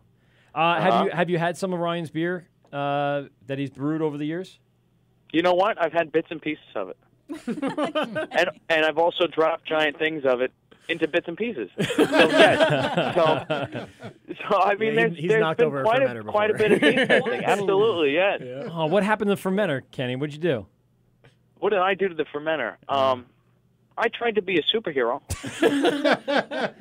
Oh, Jesus. After a couple of these, Kenny, try these beers, try this IPA from out of state, try this from that, try this from that. What'd you feel? And like 9%? And as I tried to clean up one mess, I bumped into a table once, and I got lucky. Yeah. And then I bumped into it again like 10 seconds later, and then all of a sudden something flipped over, and liquid spilled into a plastic bag and then onto the floor like a waterfall. And so that's when I broke that fermenter. You physically broke the fermenter? Well, it's not Yeah, broken, or but the spout came off of it. He doesn't boy. hate me. He asked me to call in today, so he doesn't hate you. I felt horrible. He did. It was made out of plastic, and it was me being in a room with things. He's you like, know? it was a piece of shit, but I'm just saying, I'm sorry. I didn't mean to knock over the Listen, in his hands, it's fine. When I breathe in a room, bad things happen. And so that's what happened. Is he your local, he's that guy of the crew, right? Just a wrecker that's just always hitting things and breaking things. And the reason why everyone says this is why we don't have nice things. I probably could have said that better. Hey, listen, I'd say that's true. You know, I used to think I was Mouth from the Goonies. Nah, I'm Chunk. Yeah, You know, that's for a fact. You do the shuffle? I got the beer belly and the Superman shirt to go with it. Yeah, I just need a pirate ship and a cove, and there we go. Well, we'll know who to look for at the brewery coming up. Oh yeah. I wouldn't say put me on full-time staff, but maybe I can guest. You know, pour. Okay. I think that'd be okay. We'll have you handle anything. We might do all right. Rubber or plastic, obvioly, and nothing with a spout. Yeah, no glass, nothing, Nope. and I think maybe I should get wrapped in bubble wrap. If we see you driving Maybe the forklift or running. Wrap the tap room in bubble wrap, just to be safe, you know. That sounds like a lot of fun, actually. Yeah, you know what? We'll have a bubble wrap night. Did I just make up a new thing? Look at that. I'm you good might for have. something. It's an extra I'm in good tap for rooms. something, yeah. So what's been your favorite thing that Ryan's brewed since you've tasted it? Or if you can remember the name, but at least if you can't remember the name, just the style or what you assumed it was. The Schroombeck Ale, I think. Ryan loves to brew beers in honor of an event and in honor of one of his friends. I think that's what a lovely, just as something for his character as a person. That's awesome. Aww. So Candyman Ale was great because I definitely drank a lot of that. I mean, it was free anyway, and it was for me. You know, that was beautiful. What was the event? Was it your birthday? Would you celebrate? Bar mitzvah? If I remember correctly, it was my 21st birthday. Hey, there you go. Yeah. Nice. Yeah. Salud. I mean, that's how long back we've been brewing beers and doing a great job at it. I mean, he's been brewing beers and doing a great job at it. Just our friend group with enjoying his success. It's been 7 or 8 years. It must be Definitely nice big to time. see one of your buddies, like kind of make their way through the process. And in a sense, I'm sure you guys struggled and there were hard times and bad times, and now Hard you're times kind are of right now. Not right here. No, right we're now. not right This here. is a good time. Right. But I hear you. Just the whole journey in the process has got to be daunting, and be able to go through all that and have your woman next to you, supporting you and being part of it, your buddies behind you. That's good stuff. Yeah, I'm personally amazed at what a team they are. I'm very proud of the two of them, and I love the both of them very much. And I'm very happy that Ryan's got somebody who's got his back big time, and it's lovely knowing how awesome Melissa is involved in all this crazy process. Well, you just wanted to say it's just so awesome how Melissa tolerates the shit out of Ryan as much as just how she tolerates this bullshit of, hey, I'm going to be a brewer. Like, get the fuck. My wife would get the fuck out of here. Well, get the fuck back to work. Get another job. He proposed to me, and then he was like, I want to open a brewery. I'm like, well, fuck. I already said yes. Well, looks like we're not getting married anytime soon. Good plan. It probably all happened within 5 minutes, and Melissa's head was like, okay, yeah, sure, whatever. That would have been the smart way to do it. Will you marry me? Yeah. That's good. That's a good call. So how long have you known Ryan and Melissa? Too long. Really? Actually, I feel like I've probably taken some years off their life with the way that they've known me. You know what I mean? I've known Ryan since before I was born. In a weird ass way, if you think of it. So you were high fiving. Your dads were both high fiving ball sacks, and you guys go weird, go 80s, and go like aunts and moms partying during summer camp in Woodlock Pines. Woodlock, Yeah. you guys are Woodlock people, huh? Mm-hmm. Yeah. So are we? I've never been, but he always went. Yeah. But I had a crazy basketball themed Kenny's turning 8 birthday party at my house in South Lindenhurst. And his mom and my aunt yelled and screamed across the room at each other and said, "Oh, it's you! Oh, it's you! We went to Woodlock Pines." And that was funny because that was one of the first years I ever hung out with Ryan for the most part. And ever since then, it was like, best buds. 8 years old, huh? Yeah, That's going back, man. I don't know if you can tell from the YouTube stream. Ryan's getting a little red. This one is getting a little close to home. Well, because Kenny will just. I love you, Kenny, but you'll keep going. He'll keep going on. We got a 2-hour show, Ken. Keep on going. Yeah. We got plenty of beer here, and we're listening to stories. I've been ruining his life ever since. You might as well don't stop now. Fake Pokemon cards and stuff like that, too. Like, here you go, man. Gotcha This on that will make one. you cool. I bought them at the store down the street. The guy wanted to rip off everybody. I didn't know better. Boy. What's your fondest memory of Lindenhurst? I'm assuming you grew up in Lindenhurst with Ryan. Fondest memory of Lindenhurst? Yeah. Oh, God. Oh, boy. That's a tough question. Besides me and my bullshit every day, let's see. What did I do? Oh, boy. You got to really Hanging out, stretch riding yourself. bikes. He's like, hanging out, riding bikes, Shore Road Park, hanging out, riding bikes, all right. and going on adventures in the back there before they had fences and rules and this and that. That's true. And Nice soccer there. You can't do anything anymore. no, there's just they changed everything. Yeah, and I didn't realize it at the time, but I would again venture time on my bike as a child. I didn't know you couldn't go into people's backyards on your bicycle and find souvenirs. But I used to do that. I love doing that. So more or less, I is that what committed, you call it? larceny throughout my my childhood years. I think they call But I that have quite the burglary. collection still, and it's lovely. Yeah. And trespass. It was just so innocent back then. But it was like I was just with my bike and souvenirs. The good old days. Breaking and entering. It's fine. Back then it was like, oh, Kenny. I mean, if your gate's unlocked or it's open, I just thought that the sidewalk path turned into the back of your yard. So if I came home with, like, I don't know, like some flowers or a little statue or a pinwheel, or the occasional, like, sports item I never used, it's free game. So you're the one that stole my gnome out of my yard. Yeah, if I could fit it on my bicycle, you got it. Son of a bitch. His name was Dopey Pickles, just so you know. What? And we're missing him. He's been gone for about 4 years now. Someone took him right off our lawn. He's probably in my basement somewhere. You guys Ryan all about that. Ryan was down there one time. You want to talk about like an Indiana Jones adventure or go, boy. amateur cave exploring? Oh, my basement. That is the place to be at. So Kenny, where approximately? You don't have to give me your street address or anything, but where did you live in Lindenhurst? Up by the north, the south, by Shore Road? Where'd you go? When I was a kid, I lived South Shore, near Ryan. Okay. Went to the same elementary school, Bauer. Yeah. And then around 10 or 11, I think I moved north of Hoffman, over by like the Big Lots. Okay. All right. So you're right over there. You're in the same vicinity now. And have you been down over to the Mead Works or been over to some of the parties these guys are throwing with their collaboration? Have you tried that collaboration? I haven't yet to try the most recent collaboration, but I hear it's very good. And but I did go to the Oktoberfest festival that's annually in Lindenhurst as of last weekend, and everything that they had there was great between 27A and Mead Works. It was delicious. You guys poured at that? Yeah. Nice. All right. I missed it. I was in Disney. I was actually in Bermuda.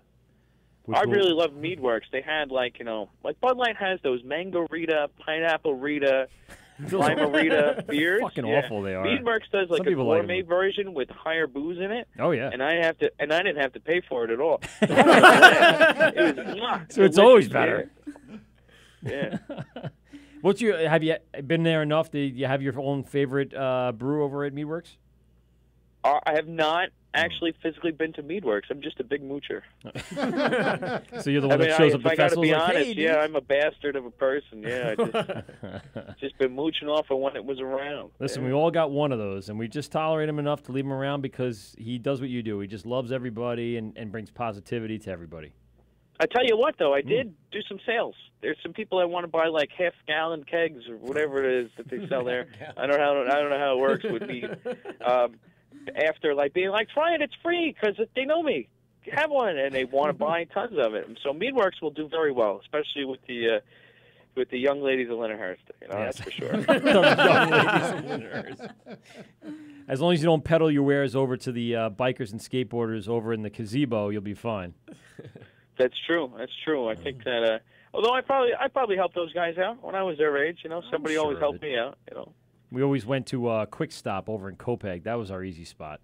It used to be a broken down spot over there by Stop and Shop or Finest or whatever it was back in the day.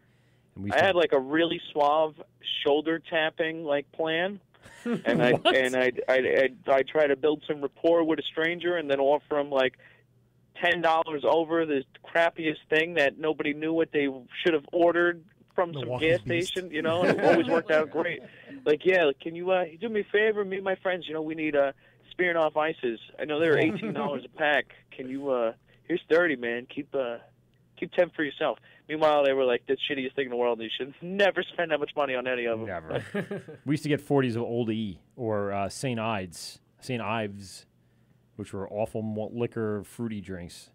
But that was at, 15, 16 years old, and we used to go to the high school underneath the bleachers like every normal person would and drink until we passed out. That was fun.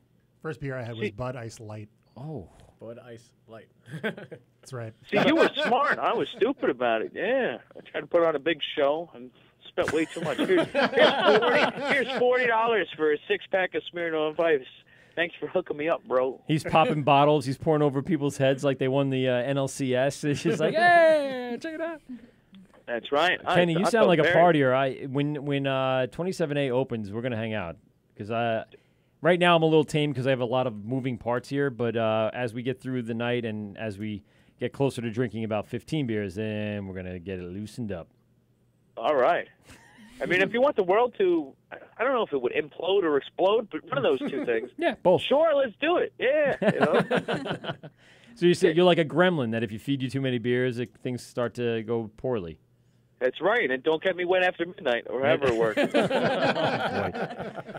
Kenny, on that, we appreciate you calling in, buddy. You got it. You want to say goodbye to the folks over here, Ryan and Melissa? Mwah. Good night. Later, Kenny. That's what cheap beer and red wine gets you. Oh, yeah. All right, buddy, later. Good night. Kenny from Lindenhurst, friends with here. Does he have an official title? Do you have like a thing for him yet? Like that's a title for regarding. I don't know. Does he have like a nickname or something? Well, he calls himself Candyman. Candyman. Yeah. So there's the Candyman. He used to sell candy in high school. Really? Yeah. Like so- for money? Yeah. And He just used to make a lot for of his money. own- really? Yeah. He had a whole Just pyramid slinging scheme. candy? Really? Yeah, Get the fuck outta here. Yeah, no, like kids would, kids like younger kids we were friends with. Okay.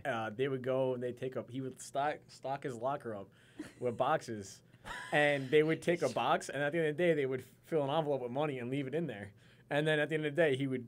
All right, all my envelopes were accounted for. All right. And then he literally has like $300 a day, cash. Jesus fucking Christ. Yeah. What the hell was I doing? It's not bad in high school. That's not bad at all.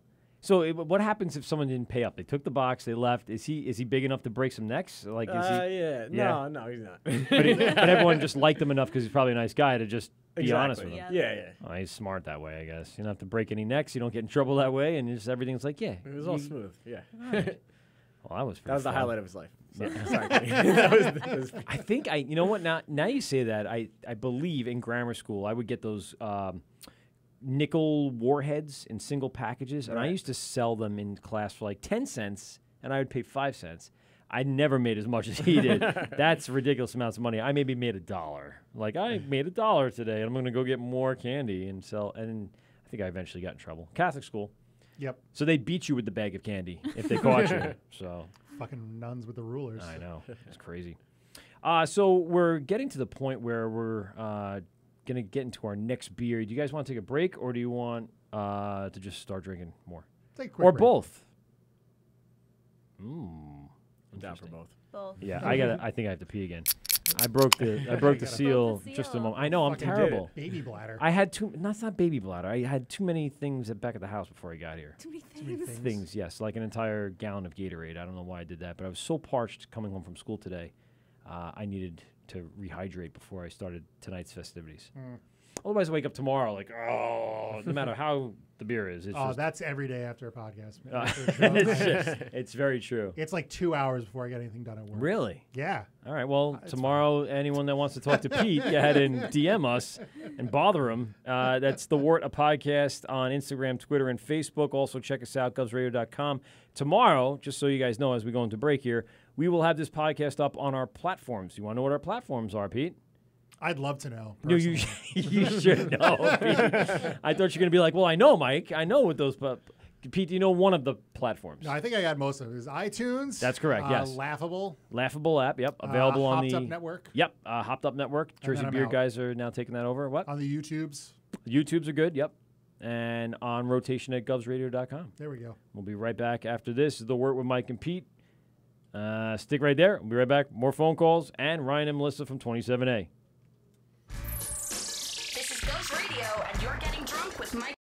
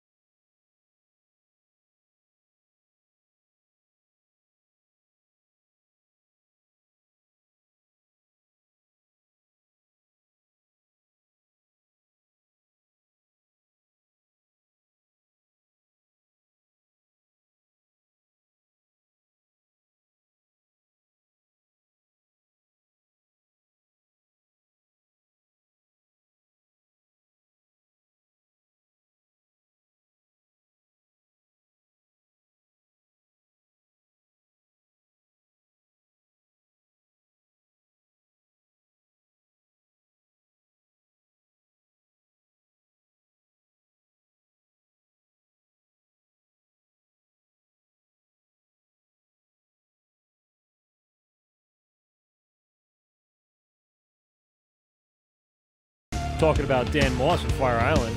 I'll bring down my levels, and I'll pop you guys on. There you go. It's the Word with Mike at PeteCubsRadio.com, streaming on our YouTube page.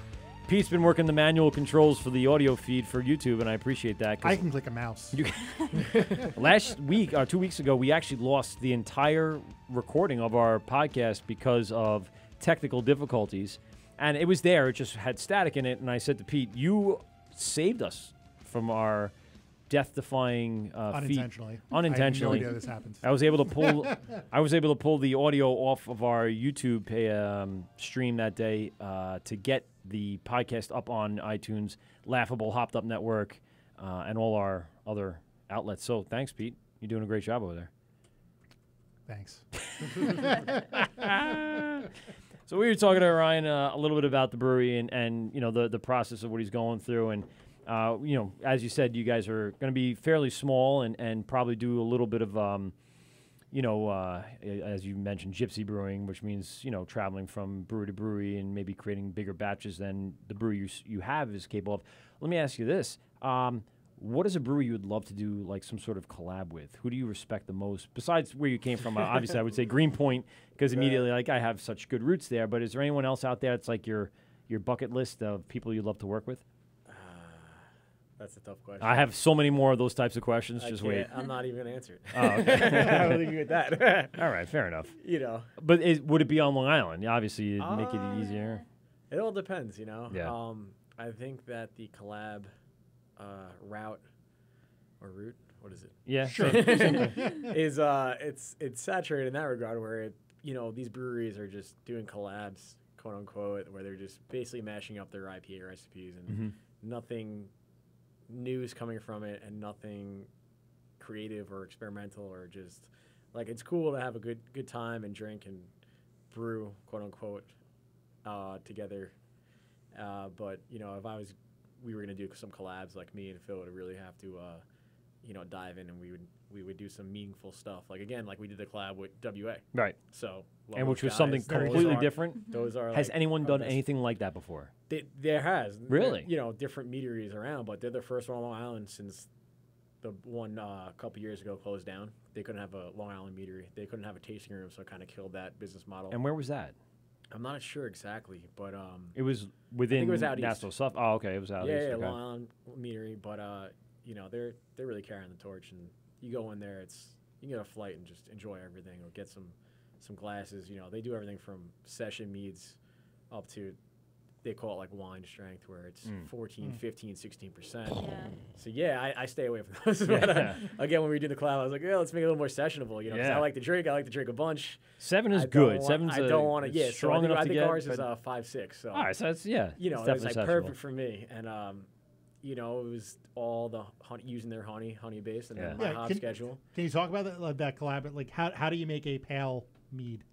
Oh, well, so we just, for this one, we're gonna keep continuing doing different stuff and experimenting at both spots once 27A opens up.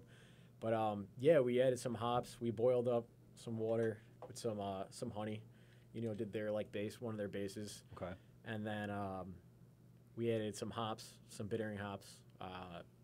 You know, to boil to get some bitterness out of the IBUs. If you're familiar with the brewing process at all. Just because Joe really wanted to push the whole beer aspect of it. Okay. He wanted to, you know, really have it taste more hoppy than honey. And then so we used Columbus and Azaka and Centennial. Ooh, we heard Azaka last time as one of those newer stars of the hop world. Yeah, some people say that. You know, it's a high alpha acid, so you're going to get the bitterness. If you let it sit hot, you know, at boiling temps, like the longer you let it sit, the more the IBU is going to, you know, isomerize the alpha acids, and you're going to get that firm bitterness. Right. We wanted the backbone. And then I'm one of these new school brewers where, you know, we then lower and we do a whirlpool / hop stand, as they call it. Okay. Where we lower to like around 160. It varies from 155 to 175. And it's just a slower release of what's coming out of the hop? Or? Yeah, so you're going to take a ton of hops and then way more than traditionally, and you're going to let it steep at that temp, and it's lowered, so it's not boiling. So you're going to get more of those fruit flavors. You're going to get more citrus. You're going to get more, you know, fruit and all that stuff. It's gonna be smoother bitterness too. So what would you get if you up the temperature? You're just gonna get just harder bitterness. Yeah, I think of less fruit? West Coast IPAs. Okay. All right. Yeah. And so that's really the So- difference. It's just the boil. Yeah, In a sense. exactly. Not so and much the time and the duration. Correct, And the yeah. contact temperature. All right. And then from there we chilled it, and then we pitched some yeast, and we let it sit, and then we came back. Sometime later after it's done fermenting, we tried it. We sat with the guys, and then we added some dry hops, a bunch of dry hops, like right in the bright tank. Mhm. Just the best way to do it, especially what we're doing with this, where mead's not as oxygen sensitive as beer is. Oh, okay. So this is kind of, but once you Interesting. get hops in there, hops are oxygen sensitive. Right. So we added right to the bright. We did Citra and Simcoe. Oh, okay. Big hops, great flavors. They're really like, Simcoe's like one of the OGs of this new wave of these juicy IPAs, and then Citra as well is just carry the torch, leading to like some of these newer varieties from Australia and New Zealand, but as American base goes. So then that was that, where now you drink it and you're gonna get some honey, the malt on the forefront, and then you're gonna have some bitterness, some almost, and then with the carbonation a little higher than the traditional meads. Right. You're gonna get a little more of that beer like spritz, like a little the all right. carbonation's on the forefront. Yeah. And then the hops are there, but they're restrained. It's not too bitter. Okay. It's a backbone. Right. And you just has the base there. and then you get that citrus flavors and aromas. So we're really happy with it. Is it true that most of that does come through almost the smelling process too? As you're drinking, you're getting not only the taste but the smell, the aromas. I with think it. so. Adds to it. I'm a trained. I did the BJCP program, the Oh, Beer okay, Judge all right. program. So me and Phil did it last year, and we had a ton of fun. Where'd you go for Learned a that? bunch. Where they hold that? So I did some classes with the Long Island Beer Malt Enthusiasts. They had kind of like Guys come in. Yeah, slash John, who's from Homebrew and Hand Grenades, hosted it, and they kind of just broke down every time you met. You learned the process of judging, and then you would focus on different styles and how to judge and critique them. And then there's like a whole big test and this and that. But ever since, me and Phil have been, every time there's a competition in the tri-state area, we'll judge. And, you learn while you judge too. Yeah, absolutely. I mean, I think that would be part of it. Is that as you're judging, you're kind of getting new flavors and what people are trying to put forward. And you're like, oh. Yeah. Okay. Like I said, so sometimes when I judge, I tell them or whatever, you could sign up. I'm like, IPAs put me there. Yeah. Like, I'm not saying I'm like I'm gonna drink them all. No, Yeah, but it's just taste. I Now, are we done? I Okay, know good. where people went wrong because I've brewed them. I pushed certain Okay. aspects the wrong ways Yeah. a bunch of times. So that's what's cool. If you're a home brewer, you put beers in a competition, you get feedback. So what's helped me earlier on brewing is Chris Dolan from Blue Point Brewing. Oh, nice. Brewery, whatever you want. Yeah. The big, Blue Point. the big guy. And The millionaire. The millionaire. He's gave me, but Chris Dolan he's given me a lot of good feedback. Okay. On, how to improve my beers. So Oh. now I just go directly to him. Well, that's a hell of a guy to get to, the millionaire, to tell you how to brew the beer. Well, no, he's I think doing their packaging for them. Okay. And he's a brewer as well, but he's a talented brewer. He's doing great just guy. fine for himself with the But Uncle Anheuser. Yeah. Well, they got the new facility and all Yeah. this. So Did you go out? Did you go to the festival Saturday? No, I couldn't make it out. So there was so much going on this past weekend. So you had the Blue Point Festival. They were holding, I think, Dinosaur Jr. and Real Big Fish played. Yep. Yeah. And then they had their 20-year anniversary, obviously, with a lot of new beers that they're putting out, and of course, the new facility. You had Oyster Fest going up in Oyster Bay, and we stopped by the Oyster Someone Bay bit Brewery. a cop there. I saw that. That was What the crazy. fuck? No, I didn't see this. Talk to me about this one. So, I don't know. Someone was Bit probably a cop. Bit a cop. Okay. Over a parking ticket or something? Yeah. Not even a parking ticket. They were upset that there was a parking fee at Oyster Fest. Oh god. So they got, I don't know, probably hammered already. Oh yeah. And they got into it with a cop, and then bit a cop. Jesus Christ. I think the other thing that was going on was Punktoberfest over at Great South Bay. Great South That's Bay. a lot to like. You got to divvy up your time. was They a could lot have of fucking coordinated all beer. that. Yeah. Like, let's spread it out a little more. There was a lot of breweries over at Punktoberfest. If you saw that lineup, unbelievable amount of people showed up for that. Yeah. And it's getting better and better. I remember last year they had Iron Chic, and they had some really love Iron great, Chic. really great local bands. I saw them on Friday. Oh yeah. MH, Was it Rob? So my Ramona, who's Was that a my band daughter's or you mean friend, the wrestler? the Rob. father of was his Yeah. name Rob? Rob Yep. Callister. Yeah, it was Rob. Yeah, So yeah, we knew Yeah. Rob because he was Yeah, he's in part Capital of, too. Yeah, he was in a bunch of. That's bands. right, he was in that as Yeah, well. so- Maybe we'll play some Iron Chic at the next break. That'd be fun. Is that a band? Yeah, so Iron Chic is a band. I don't want to say they're from Lindenhurst, but there's a bunch of members that are in and lived in Lindenhurst, or at least Rob did. And so, unfortunately, he passed away, and we knew the family, and we were helping out and delivering food to them and all that other good stuff. It was pretty sad. And Ramona's a great girl, and we see them in church a lot, and try to help out whenever we can. Mom is awesome. I gotta remember her name. I'll get back to it. It'll remind me later.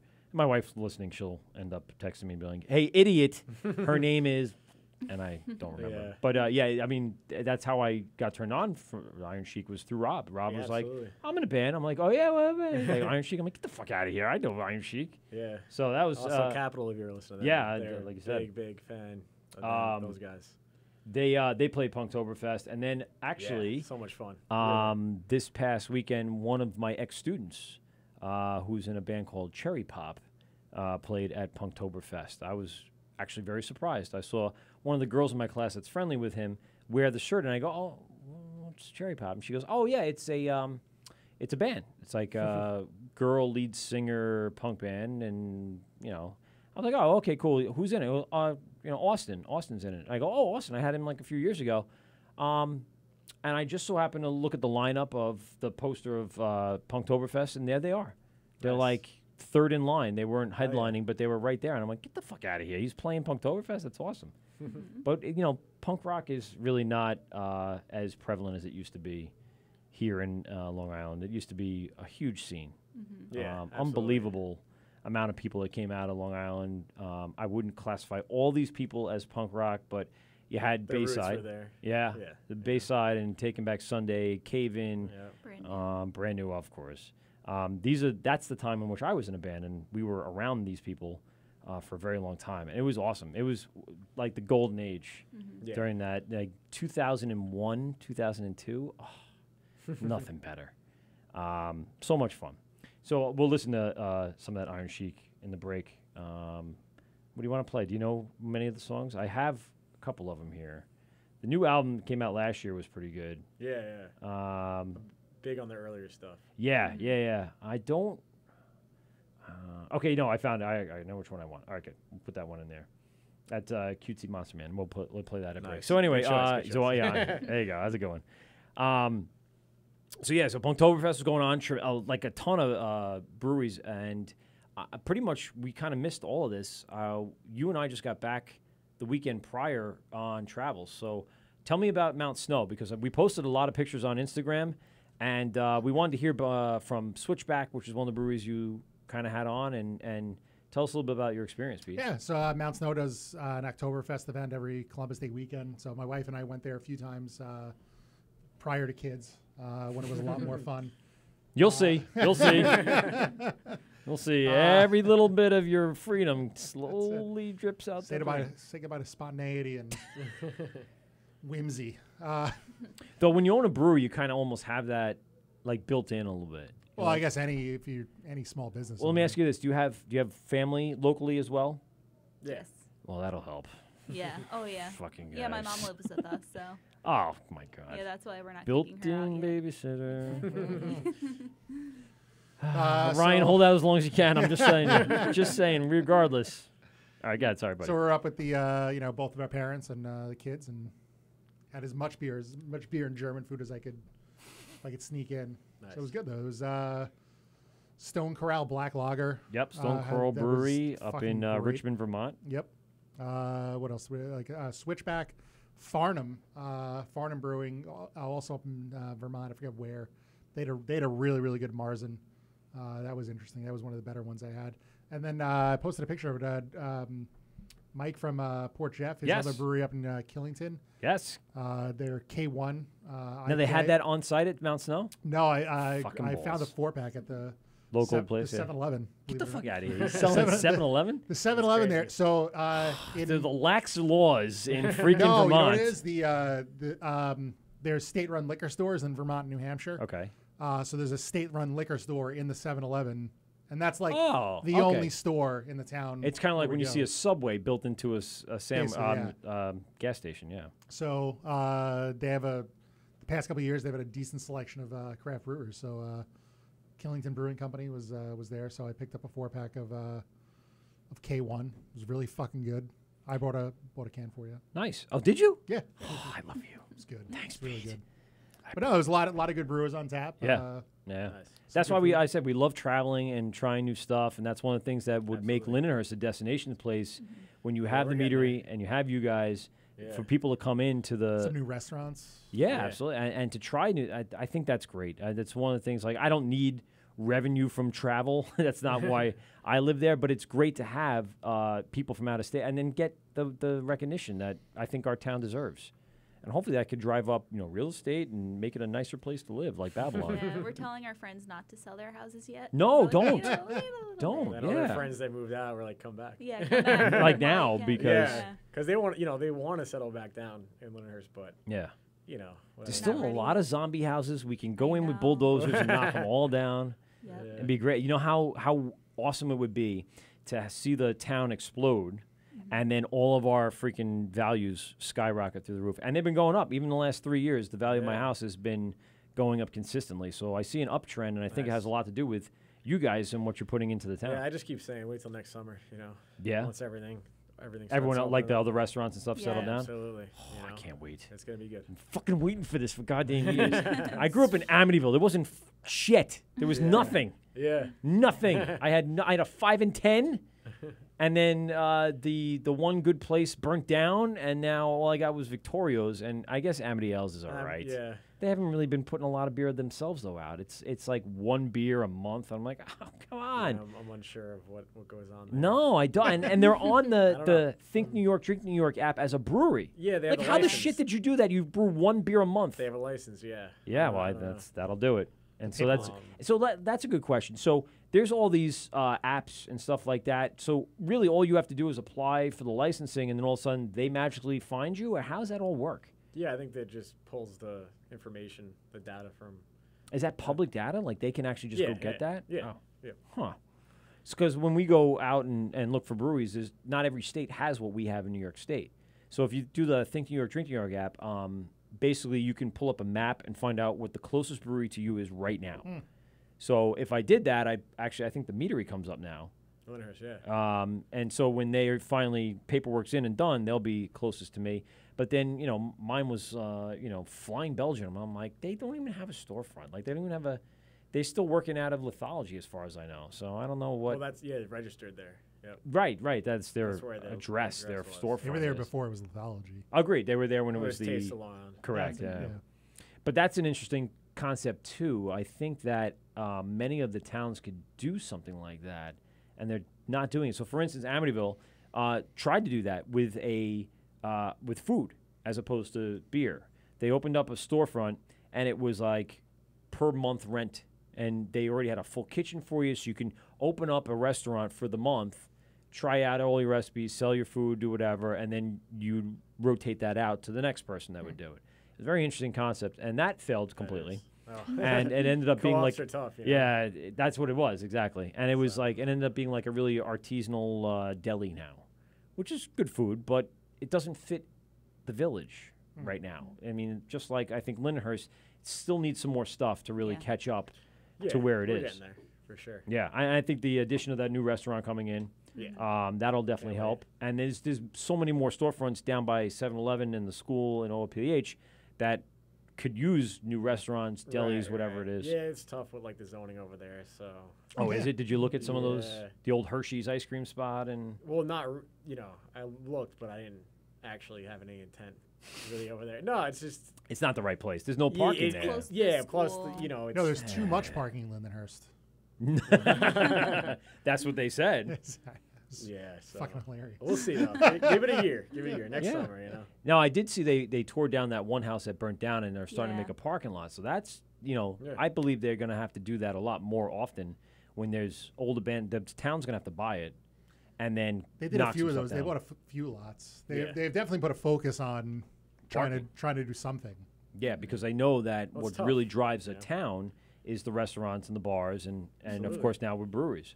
Yep. What really helped the Babylon was, of course, the bars, but the more specific craft beer bars between Horse and Sylvia's, and of course the Villager, which is the spot now because they get the rarer stuff that Right. Horse and Sylvia's used to get, Yeah. and now you're like, nah, we're gonna go over this one because that's even more rare stuff that you can find. Exactly. And she had a Fawn, I think, was the woman over at Horse and Sylvia's. She used to really do a lot of research and try her hardest to really diversify the tap list. And you can't compete with the Villager now. And now they open the locals, so now you got your own kind of concept, and you can kind of do whatever you want with that. I mean, more of a German-style beer house, but Not anymore. no? What have you noticed? They moved away from. I mean, it's still a great place. It's an awesome. The place itself is really, really good. But they had started out with that German-inspired sort of like beer hall. Right. Yeah. And the tap menu reflected that. Now it's great beers, but it's not. I think they still have Hofbrau on tap, and that's kind of about it. But then there's a lot of New England IPAs and. Now from local breweries or? Oh yeah, absolutely. All right. It's not that it's by any means bad. It's an awesome place to go hang out. They have Right. a lot of good stuff on tap. It's just not that German focused that it I think I that see. lasted a Yeah. quarter. Uh, But so they have a good beer. They have a private label from Greenport. Oh, really? Yeah, Okay. it was Locals or the local. The local to locals? What was it? Grapefruit lager, right? I it might be think it's something hazy. I don't know, but like it's good. Hopnami or something of that nature. I don't know. It wasn't Hopnami. No. It's That was a called great one. Local. Oh, Greenport okay. Local. It was the local beer. I thought Yeah. you meant it was Greenport's. It is. Oh, so it's a collab. No, I think it's just made for. Yeah, it's for the like bar, a brew just for them. Yeah. Oh, Yep. I see. Yeah. All right, so that's pretty cool. I gotta check that out.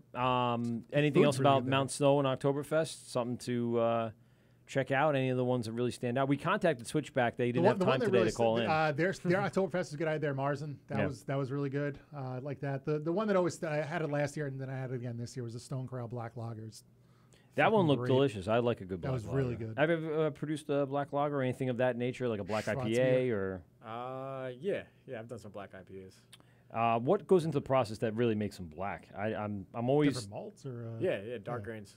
Yep. So what is it? A dark grain that already comes dark, or is it something that Yeah, they're roasted, You have they're to kilned. You already They're- get them kilned. You don't have to do it yourself. Correct, yeah. Well, that definitely helps. That's for sure. Yeah. You're sitting there roasting grain all day. Then you need a culinary background I mean, and an you oven. could, but it's it's another tough thing. It's How big of a kiln are you going to fit in your brew house? yeah, some we'll definitely. Now, do if you had the 10-barrel system in the industrial area, you might be able to get away with it. Exactly. So I'll give you my quick synopsis on my trip. So I took. Where did you find Brooklyn Summer? Oh yeah, so I'll tell you that. So I went on a Disney cruise because that's what you do when you're married with children. You don't get to go on Carnival and party all night in the Bahamas. But no, there was nothing wrong with the trip whatsoever. Gorgeous boat, great times, good beer on tap. Every night there was something different that was on the menu, which was interesting. When you dine on Disney, you dine in a different place each night, and each night they had a different tap list, which you couldn't find anywhere else on the boat. So I don't know why they're hiding the other decent beer. But I was drinking Kona Longboard. I was drinking Brooklyn Lager. They had that, standard on the boat up at the pools. And then we docked in Bermuda. And one day when we had some downtime, I found a few minutes to run away from the boat and go over to Dockyard. Dockyard is Bermuda's oldest brewery. It's interesting. It's a nice little, island hangout spot. It's weird because Bermuda and the part where you dock is all like a fort with big, tall, 15, 20-foot walls. And you're kind of walking through that. And this one, you have to walk through a stone gate to get to. It's different, definitely cool. The brewery itself had about 4 or 5 beers on tap, different styles of their Bermuda-based. And obviously, it's very England, and I mean, British-based. Colonial British-based recipes. So their IPA did have a little bit of more of the English style of an IPA, if you've ever had any of that Brewdog stuff or anything like that. So the ingredients kind of go that way. Their Hefeweizen was very good. Their Pale was very good. So they had American styles. They didn't have an English brown or anything like that. It was different. They had their ingredients, but with American styles. So it was It was good, and I think I ended up with the IPA, but it was like an amber. So that was I like a good, darker IPA. It was cool, a little different of a crystal change. malts. Yes, and that's It dries out on the palate though, Yeah, no, it didn't So it gives it taste that, as that fruity. Crisp, Yeah. And I didn't mind that, as opposed to drinking Kona Longboard all weekend. That was definitely a nice, welcome change. One of the next day, we actually traveled down to Horseshoe Bay Beach, and they had a little beach hut. And in the beach hut, they had Brooklyn Summer. Like a random spot in the middle of the Atlantic, a bar with a little tiny little beach, and local. Was a shipment that got lost in the Bermuda Triangle. It was they just pirated all of the Brooklyn Summer. It was the Brooklyn Brewery SS Brooklyn Brewery, and it was fresh. It was not old or didn't have nothing. It was perfect. And so I was very happy. They charge you an arm and a fucking leg for it. But it was definitely worth it to have a few beers there. And excellent time, good overall experience. And thank God that some of these major cruise lines are adopting, some of the craft beer areas. Though they might be the big boy of craft beer, they don't have just your Bud Light, Heineken experience. You can have other things. I think a lot of them are doing that nowadays. So that's good. And, I would be a lot cooler if I had something like you guys on the boat. And I would imagine that's a huge fucking contract because you got to see the amount of stuff that gets loaded onto these boats. I have fascination with watching them load in at the docks. The amount of food that goes into that goddamn boat. You got to feed how many all-you-can-eat buffets? all day, every day. It's crazy. But, I mean, if you watch, and I'm going to be honest, there was one day where we sat inside the buffet and I watched just this one area of the buffet. And it was about an hour and a half, and it wasn't all that much taken out. It was waffles. It was good stuff. It wasn't like, corned beef hash that not everyone eats. So it didn't seem like a lot of it was moving. And I'm not saying that they're not supplying or maybe it was just a lull time, but, when you watch a certain buffet, this is totally off track, I apologize. When you watch a buffet, you're amazed that either there's a lot of food moving or there's not a lot of food moving, and why do they pack the boat so much if there's not that much food going anywhere? I mean, my son ate 2 pounds of bacon, I think, over the course of 4 days, and he's 5 years old. He loves bacon. He's like, bacon. Everything was bacon. So it was a smart kid. Pound of bacon on his plate every day. But I'm sure they go through a crap ton of that because you got to cook that, and then it's perishable at that point. 17 pigs worth of bacon. Honestly, the amount of food that went under the boat is crazy. And I did see a pallet of slim kegs. And I went, how many it must have been 50, 60 slim kegs in a single pallet packed together. I'm like, thank you. Because you're not pulling in Bud Light on the slim kegs, personally. I just don't think that's what they're pulling in. No. I couldn't see from a distance what it was. But when you go on the boat and you see the Konas and you see the Brooklyns, I'm sure that's what they're doing. That's a hell of a contract for Brooklyn to have. Yeah. A fucking cruise line who every week is going to be docking and stacking your beer on their boat. It's crazy. So there's my little experience throughout the environment. I don't know. That's it. That's all I got. Sorry. It's a great story. We just like to catch everybody up on because we posted all these pictures on Instagram and our social media, and we got to just make sure everyone's caught up on what's going on. So let's. I got to pee again. Yep, that's right. Jesus. Let's take a quick break. We'll get back to. We have another beer. You're terrible. Oh yeah. Dude, I had way too many juice. You don't know. Gatorade was way too much. I shouldn't have done that. And then the Red Bull to walk in here with. That was great, too. Doesn't help. Smart idea. Smart idea. All right, let's take a quick break. The Wort with Mike and Pete, Gubs Radio. We shall be back right after this. Oh, that's a buzzing horn. Here we go. Mike and Pete.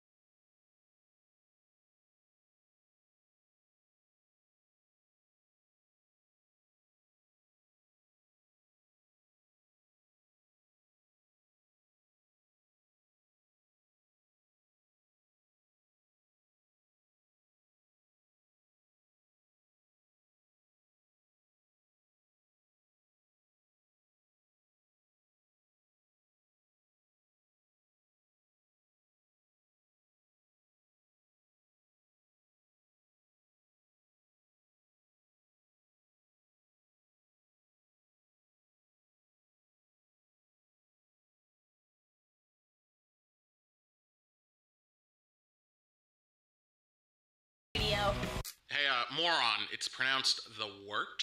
What the hell is a wort? It's pronounced the Wort. What is it? The wort? Yeah, okay, I'll do that again. This is the Wort on Gov's Radio. It is the Wort. Not wart, not fort, not short. The Wort. I'm sorry, I just don't know what that means. When do you guys start drinking? Who says we haven't been drinking? Where's mine? If I say it correctly this time, can I have a drink? We'll think about it. You're listening to the Wort on Gov's Radio.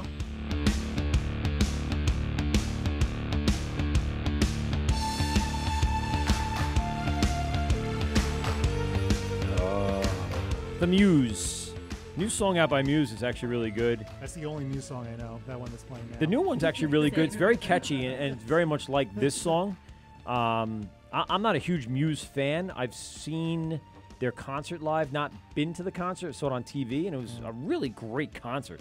Unlike Access TV or whatever it was, or maybe Palladium or whatever. You should go watch a Rammstein show. I have. I've seen them that is online. a fucking yeah, I've spectacle. watched I stuff have. online. Like I said, I'm more into the punky stuff, so I'll go watch NoFX, Bad Religion, all that. Oh, sorry, all that all day before I go that route. But yeah, NoFX. I since I was in 7th grade, freaking listen to NoFX. Bunch of it German really is. guys just lighting everything on fire. Everything's on fire. So much fun. Uh-oh. Hold on, Ryan, did I cut you off? Talk for a sec? Talking. All right, good. All right. I want to make sure wanted to make sure we were on the right input Back here. on NoFX and Bad something's Religion. not right. Yeah, there you go. Exactly.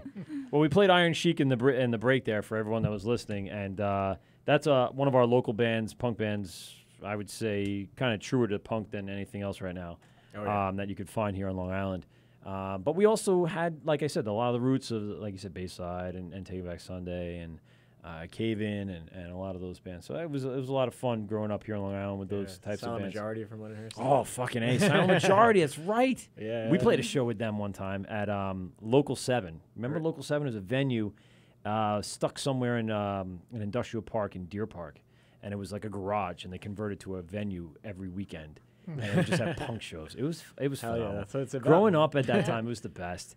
And if we knew you and you brought fucking kegs to it, it'd be even better. We didn't have good beer back then. I'm talking about 1996, 1997.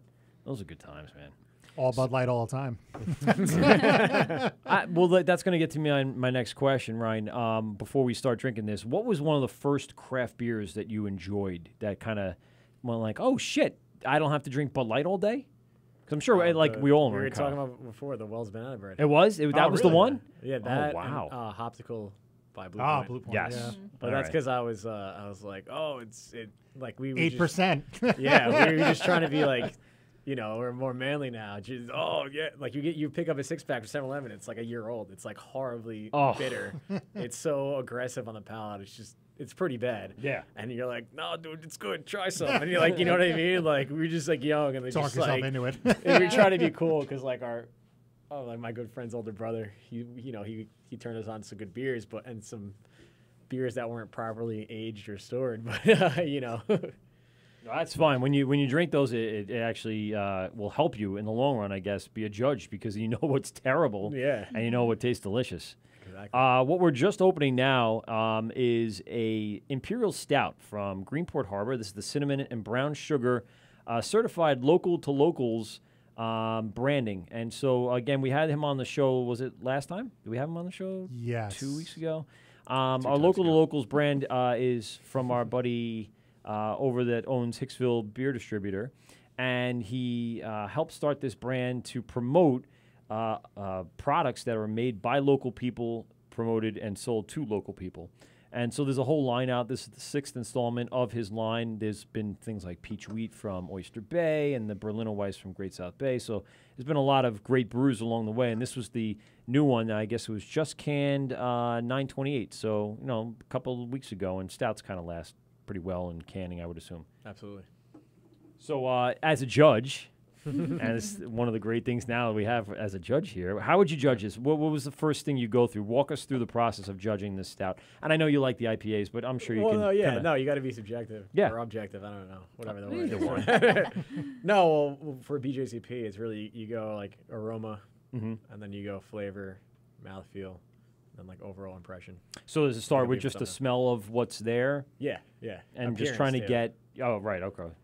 So You what know, do, but what yeah, do we you got go on for the aromatics first? I don't mean So- as a, you don't have to rate it, but like, what are we going for an appearance? What would you classify this as?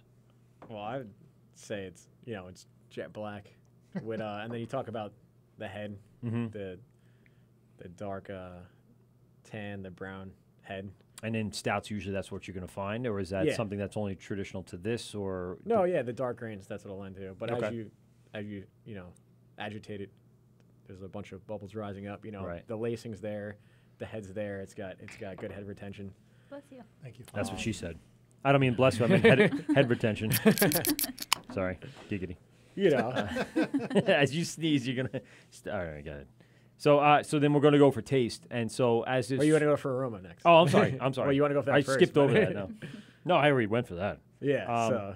So what are we smelling for? We're looking for trying to pick out certain elements of this, or. Yeah, it's to the style. Mhm. Well, that's where when you judge, you really look towards certain styles. Okay. Where this is, cinnamon, brown sugar, Correct. imperial stout. So some adjuncts in there. Right. So you're gonna get some of those aromatics. Okay. Off the cinnamon, I would imagine. 'Cause Yeah, I mean that's more what I'm aromatic getting, than anything else. Yeah. Right. And then you're gonna get that roasty malt in the backbone. Right. And aromatics there, which is always nice. Now, how would you pick out the brown sugar as opposed to a regular primer or anything like that? How would you pick it out? Yeah, like are you going to pick it out in the taste, or are you going to pick it out in the smell? Can you pick it out in the smell? Both. It depends. It Yeah. all depends. Sometimes, it really depends on where they put on it in the process. What do you think they did here? Let's Here. take a guess. Let's take a guess. Yes. This is cool. I like breaking it down with someone who didn't brew it. That's an interesting concept. I'm going to say in the boil. I could be wrong, though. Ooh. We could eventually find out. A late addition. Okay. Towards the end of the boil. Now, you think flame and out. it comes in at a, let's see what it comes in at, a 8.8. Nice. Ooh. So nice. You're not tasting any of that. It's No. not hot. It's not fusel, as I would. No, I wouldn't say you would that's say it's not. overly boozy at all. Yeah, yeah. For our It's, layman's terms. It's got good mouthfeel. Yeah. It's just, it's scary at that 8.8. And as thick as it looks like it poured, it doesn't taste like that, which is interesting. So how do Yeah. they get that to do that? Is that a matter of ingredients, or is that a matter of process? Everything. Combination of everything. Yeah. Yeah. I think that's what they were looking for, or just like magic. Yeah, yeah. No, I think that's the head brewer over there has a lot of this dialed in. Yeah, I would imagine. With mouthfeel, water chemistry, different grains at mashing at different temps, and knowing the yeast strain, whatever strain they're using. Okay. Makes a big difference. Now, do you think everyone uses a different one, or is it Different does what it- strain? Yeah. Yeast? It depends. Yeah. Is Is there a common one out there that people? Absolutely, yeah. Yeah. Yep. What would be the name of those? They have names like the hops do. Yeah. So there's a couple different providers or whatever, but the main ones like Cali-Ale or USO5. Okay. Dry yeast, and there's a bunch of different manufacturers like yeast. Is that just like a basic, like So that's flat line, baseline kind of that thing? one, Sierra Nevada Pale Ale. Oh, okay. Yeah. Yeah. So Chico that's strain. and you would know that Yeah. just if you drank enough of that, you'd. So kinda yeah, know. it's clean. Yeah. It's clean. So you're not going to get any esters or phenols. Esters as in like any fruit flavors from the yeast. Okay. Or phenols as in any spices. And what would traditionally be the esters in the fruit flavor? What beer could I associate that with? Like we were talking about Hefeweizens before. Okay. The banana and the clove is yeast driven. And then I you think about see. Belgian beers. Yeah. Very yeast driven. Yeah. You think about some of those, English ales where it's a little more fruity. Right. Yeah. Yeah. You know, a little different feel to it. Yeah. Yeah. So then once you go through the smell, the taste, are you getting those notes that we were talking about? Yeah. On the front and the back. So what do we got more on the front than in the back? For on the palate. Mm-hmm. As I taste it with you. Yeah, I just get the roasted malts, but it's not too aggressive. It's not acidic, which is a lot of homebrewers, they don't adjust the water. Okay. And when you use dark grains, it'll drop the pH. Now, how do you readjust the water? What are you adding into there? Chalk. Chalk. Yeah. We never heard that. But I mean, I'm not saying so you. So with dark grains, it lowers the pH. So you got to add chalk or different. You can add a couple different things. Okay. And it'll raise it up to buffer. And that's something you can find in a home brewing store. Is that type of element? And is it something like you can even use baking soda at certain. I was going to say, is it something that's even home? There's a bunch of calculators online. Really? Yeah. And it's just a matter of and Beersmith, I think you could do it too. Really? Yeah. Huh. So if you have like a 5-gallon tank, it'll tell you how much you need to add to raise it up, or give you the pH. Took a water from my house, our house, from home brewing, and then sent it away to a lab, and then got everything dialed in, and then now I can kind of adjust and take from there. Is that what it takes? Like anyone that opens up a brewery, crazy. yeah. I mean, if you're neurotic and you're insane, like no, you should be. If you want your product to be a top of the line, like exactly, it sounds like you're looking that's at me. what you should do. Right. Long Island, we have really good water. Yes. So you can get away without doing a lot of that stuff, but because it's pretty consistent throughout Long Island. Yeah, it's soft. Versus think about breweries or home breweries in like Texas where the water's so hard they can't even brew with it. It'll just destroy everything. So how do these guys then out there like do it? Do they just have other additives that reverse osmosis systems? Really? Yeah. Fuck. Or like home brewers will just go by gallon jugs that. Yeah, Poland Spring. Yeah, yeah, because it's just easier, and then they know where they're starting from. So yeah, that's. Now, let's say I go online or I go to Beersmith. Will I find what the pH of a Poland Spring, jug is? Or yeah, you should. You should be able to find that information out. That's very interesting because I have buddies that homebrew up in Boston, and they were making a Snickers porter, if I not recall, very much like what the Barrage yada yada yada is doing. Great beer, by the way. Yeah, very good beer. Again, 6.31. What is? That's pH Poland Spring. Get the fuck out of here! See, is it on Beersmith? No, I just Googled it. Googled it? Because All right, Google so knows everything. Yeah. But that's the thing is, so the grains will drop that. Right. So when you mash in, you mash, you want a 5.2 pH. Okay. Like I said, so, with the darker grains, it'll lower it. Or think like coffee, where you're going to get more of that like acidity. If you do traditional like coffee hot. Okay. Versus cold brew, which I like to do a lot of. Right. Which is room temp or cold, and it's not going to be as acidic and harsh. And that's why the cold brew has that flavor profile. It's just got that same concept. Interesting. So very much like a brewing process in a sense. Absolutely. That you got to pay attention to that pH. Yeah, you want. Yeah, well, that's where the mouthfeel and everything on the palate. Really is there a coffee taster, like coffee judging? Is there? Oh something? yeah, sure. I'm sure there is. If there's beer, there's definitely coffee. People are neurotic about the coffee. Yep. And have you had Sail Away? Because I saw them just this weekend at Oysterfest, and they were pouring at Oysterfest. So yeah, they got some. They're a local to locals product as well. I wanted to mention that because we're drinking a local to locals product right now. That's right. And they're certified local to locals. But yeah, they do some great stuff. They cold brew they've been pouring at Jones Beach this past summer. They've been all over the place. Yeah, it's killing crazy. It. Yeah. Just coffee lovers are just flocking well, to cold it. brew it's such a untapped market in Long Island. Yes. So they're really carrying the torch. Well, if you go into Brooklyn or Queens at this point now, you have your local coffee shop. Everyone has like Central Perk. You have one of those coffee shops in around your neighborhood. Reference? It was because we played the Friends song before with Graz. So yeah, Shame. I mean that's kind of where it's going. It's almost like having your local brewery. You have your local coffee shop. It's very interesting. For sure. So at the back end, after that, you're looking at color, taste after the. Well, I was getting the cinnamon is coming through. Oh, it is, yeah.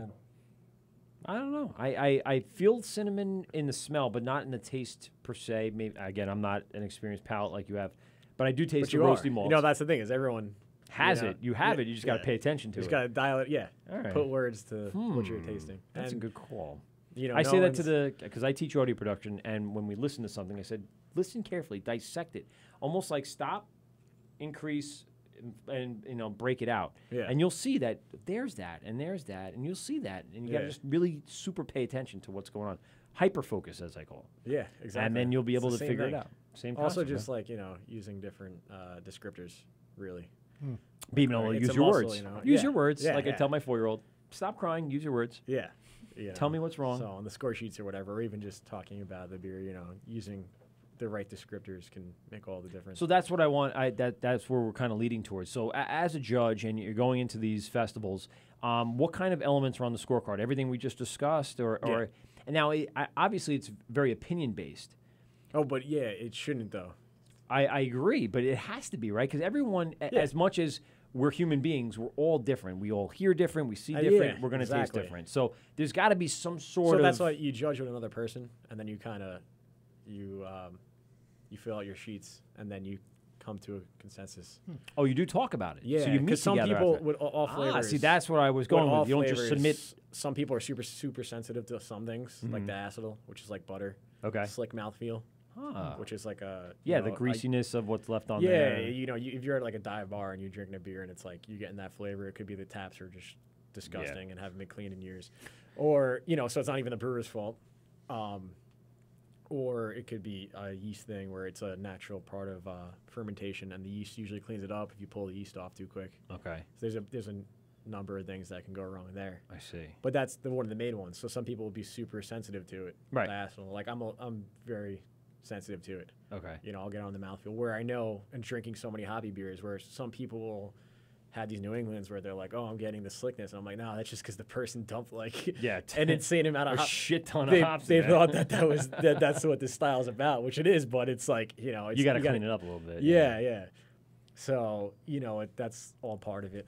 Right. Where that person might be like, "Oh yeah, you're right," or you kind of go back and forth, and that's where it's like you have a really good judging experience, and it's the best for the people that are getting the feedback on. And that's interesting to sit around at like a round table and discuss the beer. Yeah, I'm sure you'll learn a lot more even from that. Yeah, going through the process as a startup brewery, what people are saying that are experienced palates like yourself, and kind of get the concept of that, and now apply it to your own recipes. Exactly. So how many of these judges have you done? Judging events, I guess. I've probably 5 to 10. All right, so not too much. I wouldn't say like 3 where you're kind of considered new, but you've done enough that you're. Yeah. And so, how far have you gone for this? Like, have you traveled? Just to the city. Okay. Right now. Well, now that the brewery's actually like coming up and all that craziness, we can't travel as far. But we say like, oh, there's one in Philly. We'll go hit that and then go to Tire Dance or something. Just up in clean the palate off and get what we want.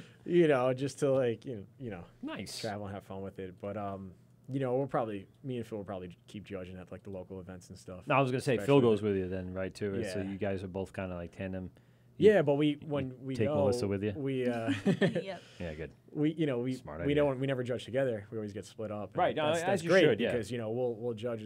He'll judge whatever, and he'll be like, dude, it's funny. Come back it's to like each other and 8, say 8 out of 10 beers are like not. They all need work on them. It's like a lot of it's all homebrew, but then 2 out of 10 are just like unbelievable, and you're like. You want to follow that guy and see what he's gonna do. I have buddies that like write like send me the recipe. This is my email like on the score sheet. Did you get the recipe? Like when you judge, you don't. No, get it. you don't. But could you? I mean, at that you point, could ask, but again, it all depends. As a judge, I think people more likely will disclose some information to you. Yeah. Like, oh yeah, well this is what I did, and you're like, sometimes they do that in the in the specialty categories where they'll tell you. Then some people will go really overboard. They'll like write the entire recipe down, so you Jesus can see. Christ. Well, because it's like Instagram photo, click. It all depends, though. Like I said, it's where it's some of those. Sometimes people go over the top with that stuff, and the beers, it's good, but it's not mind blowing. Right. Then you'll have the next guys. Where Well, that makes sense. You're just totally like, this is great. This is awesome. And you take inspiration from that. Right. Yeah, that's what I'm saying. Part of the judging process must be for you. You're like your own R&D. I mean, just going through all of them, like, wow, this is good. This is no, I can't do that, and that must be really great. Well, also I just like helping, like giving feedback because it helps people out where they can now they just needed to fix 2 things, and now they're great brewers. They just need to fix some things, some flaws, and then now their beer's I guess fantastic. paying back to the people that helped you along the way. Exactly. Between, Blue Point and Green Point. I know it's Blue Point, Green right? Point, Greenport. Surrounded by all the points. Yeah. So this was Great South Bay's is a local Greenport. Greenports. Did I say Great South Bay? Sure did. All right, Greenport. I'm gonna have to have it in front of me so I don't fuck this all up. It was Greenport Harbor's Imperial Stout, cinnamon and brown sugar. It's a certified local to locals brew. Go ahead and go on to Instagram, Twitter, or Facebook and find Locals to Locals, or go to Greenport Harbor Brewery. I think it's Greenpoint Brew. I forget what it is. Greenport. Did I say? What am I saying? You're saying Greenpoint? Yeah. Dude, I didn't have enough to drink know. yet. After saying Blue Point, Greenpoint, and Greenport.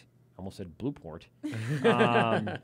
Yeah, it does get a little It's tricky. confusing for us, you know. Thank you for drinking this, and you can have an active participant in the local locals, a movement created to unite independent stores, makers of provisions, and the great residents of the beautiful Long Island, New York. So that's the tagline for the local to locals product. And again, what our friend wanted to say is that the local to locals brews will be available in bars coming in November to local bars here on Long Island. So you can find some of these great beers in your local taverns and pubs, and I think it's a great concept, and I think it'll catch on a little more too. I think a lot more breweries will participate, and I can put you in touch with him too. He's a great certifier, and if you guys are making stuff right here in Lindenhurst, it's one of these great campaigns to be on because it's a broader reach, I guess. Yeah. I don't know what the contracts will reside in, and I don't know what the barrel minimum is, but that might be the only constraints you may have to doing something like that. Right. But obviously, if you contract brew and then you can get the canning done, it'll all work out for you. So we can put you in touch with them. Let's move on to your last beer. What do you have for us today? Let me grab it here. Yeah, you can see him on the YouTube page going into the secret vault. The secret Speaking vault of of green beer. Yes, you got the green port. Green port. Growler. That's right. See, I brought one of those up to Two Roads, and you know what they did? They slapped a huge Two Road sticker right over the green port logo. And I went, you sons of bitches. And I couldn't get it off because it was a dry growler. I brought it up not too cold, not too anything. And so before it got filled and had some sweat on it, they stuck it on there. I That can't might be get like it the off. laws over there. It might be. It might be right. A lot of it's weird. Yeah, Connecticut So is many a little weird strange. fucking blue laws. Yeah. So we're pouring some stuff here. Let's talk a little bit about this. So this is it's a Kolsch style ale, but more of our take on it. And at the end of the day, this is what again, it's bright, it's clear, it's it's not a hazy beer, which I usually brew. So, but it's just, that's a drinkable beer. It's just a crusher. Oh yeah. We hang out, we drink a bunch of it. The keg was almost gone from last night when we were hanging out. Get out my of one here. buddy just Jesus. So. I was going hard with Green Port's Leaf Pile this past weekend. To me, that was one of those ones that first came out. It was the first pumpkin I think I've ever had before pumpkin became pumpkin. They had it at the country club I worked at Muttontown. And one of the members, I guess, heard about it and requested it. Nice. Meanwhile, I've been requesting fucking craft beer at that place for fucking years. You're not a member. I'm not a member. I am only the guy that knows anything about beer there. No one else knows fucking shit. We're not paying dues, so you don't Let's know jack shit. Let's get the Harvest Pumpkin Blue Moon. I'm like, no, don't do that at all. There's so many local breweries that are doing a seasonal fall beer. Get Leaf Pile. Everybody's doing a goddamn seasonal. Well, they should. Pumpkin. Well, absolutely. pumpkin. I don't know. Let me. Would you ever do a pumpkin? Or do you feel the pressure to make a pumpkin? Well, so pumpkin. It's more pumpkin spice driven. Okay. Quote, unquote, the flavors. Which means pumpkin. what? What do we? What's our additive? No, so the cinnamon, the nutmeg. Oh, okay. and All that right. So stuff yeah, is more prevalent when. I would say that's more of like a seasonal than actually a pumpkin. If Yeah, no, but you're gonna get more of those pumpkin flavors to come through than actually putting pumpkin in the beer. Okay. Or just the like mash, trick the everybody's boil. palate to No, say that's like this one you it is. associate those with pumpkin, so you're gonna. Yeah, I don't want to speak wrong on Leaf Pile, but I think Leaf Pile is all the spice. Yes, it is. Spice driven. Nutmeg, allspice, all that stuff. And they do. We have a good friend that used to work there, and he's described. Yeah, And then the head brewer of Greenpoint used to work there too. Oh, really? Yeah. Again, to get confusing with Greenpoint. Jesus Christ. So I'm not even gonna try it again and because I'm just gonna fuck it up. they would tell us, that they're just very focused and they take pride in the quality of putting fresh spices in there. Yeah. In the brew, Yeah. which is cool. It's good. And again, we love going to Greenport and having it, every year. Yeah, beautiful town, beautiful area. Yeah. Great little experience. And now they got the second one out there. It's great. Which is a nice little destination with the entire lawn out there. It's great. They do wonderful Yeah, you things. just hang out. They got a restaurant there now. Too, Right, which yeah. Just Oh, hang nice. out, It's it's good food too. I mean, it's really I haven't been out there Really yet. good. We'll go out there. They rotate the menu too. When winter turns to spring, seasonally, Pete, we'll take a travel. Bring our kids. They can play, cornhole. Cornhole, thank you. And everything They have a else. huge yard. You know? Huge. It's real for the nice. kids, I mean, they can run for like it's right next to. It's like on the winery trail, so it's correct. Oh, you know, okay, it's yeah, cool yeah. where you're hanging out in like the Adirondack chairs and you're just relaxing and Love that. you know, you just chill. There's Yeah. dogs running around, little cute dogs come up to you. Yeah, and you're not. It's not baking in the spring, so you'd be able to hang out there.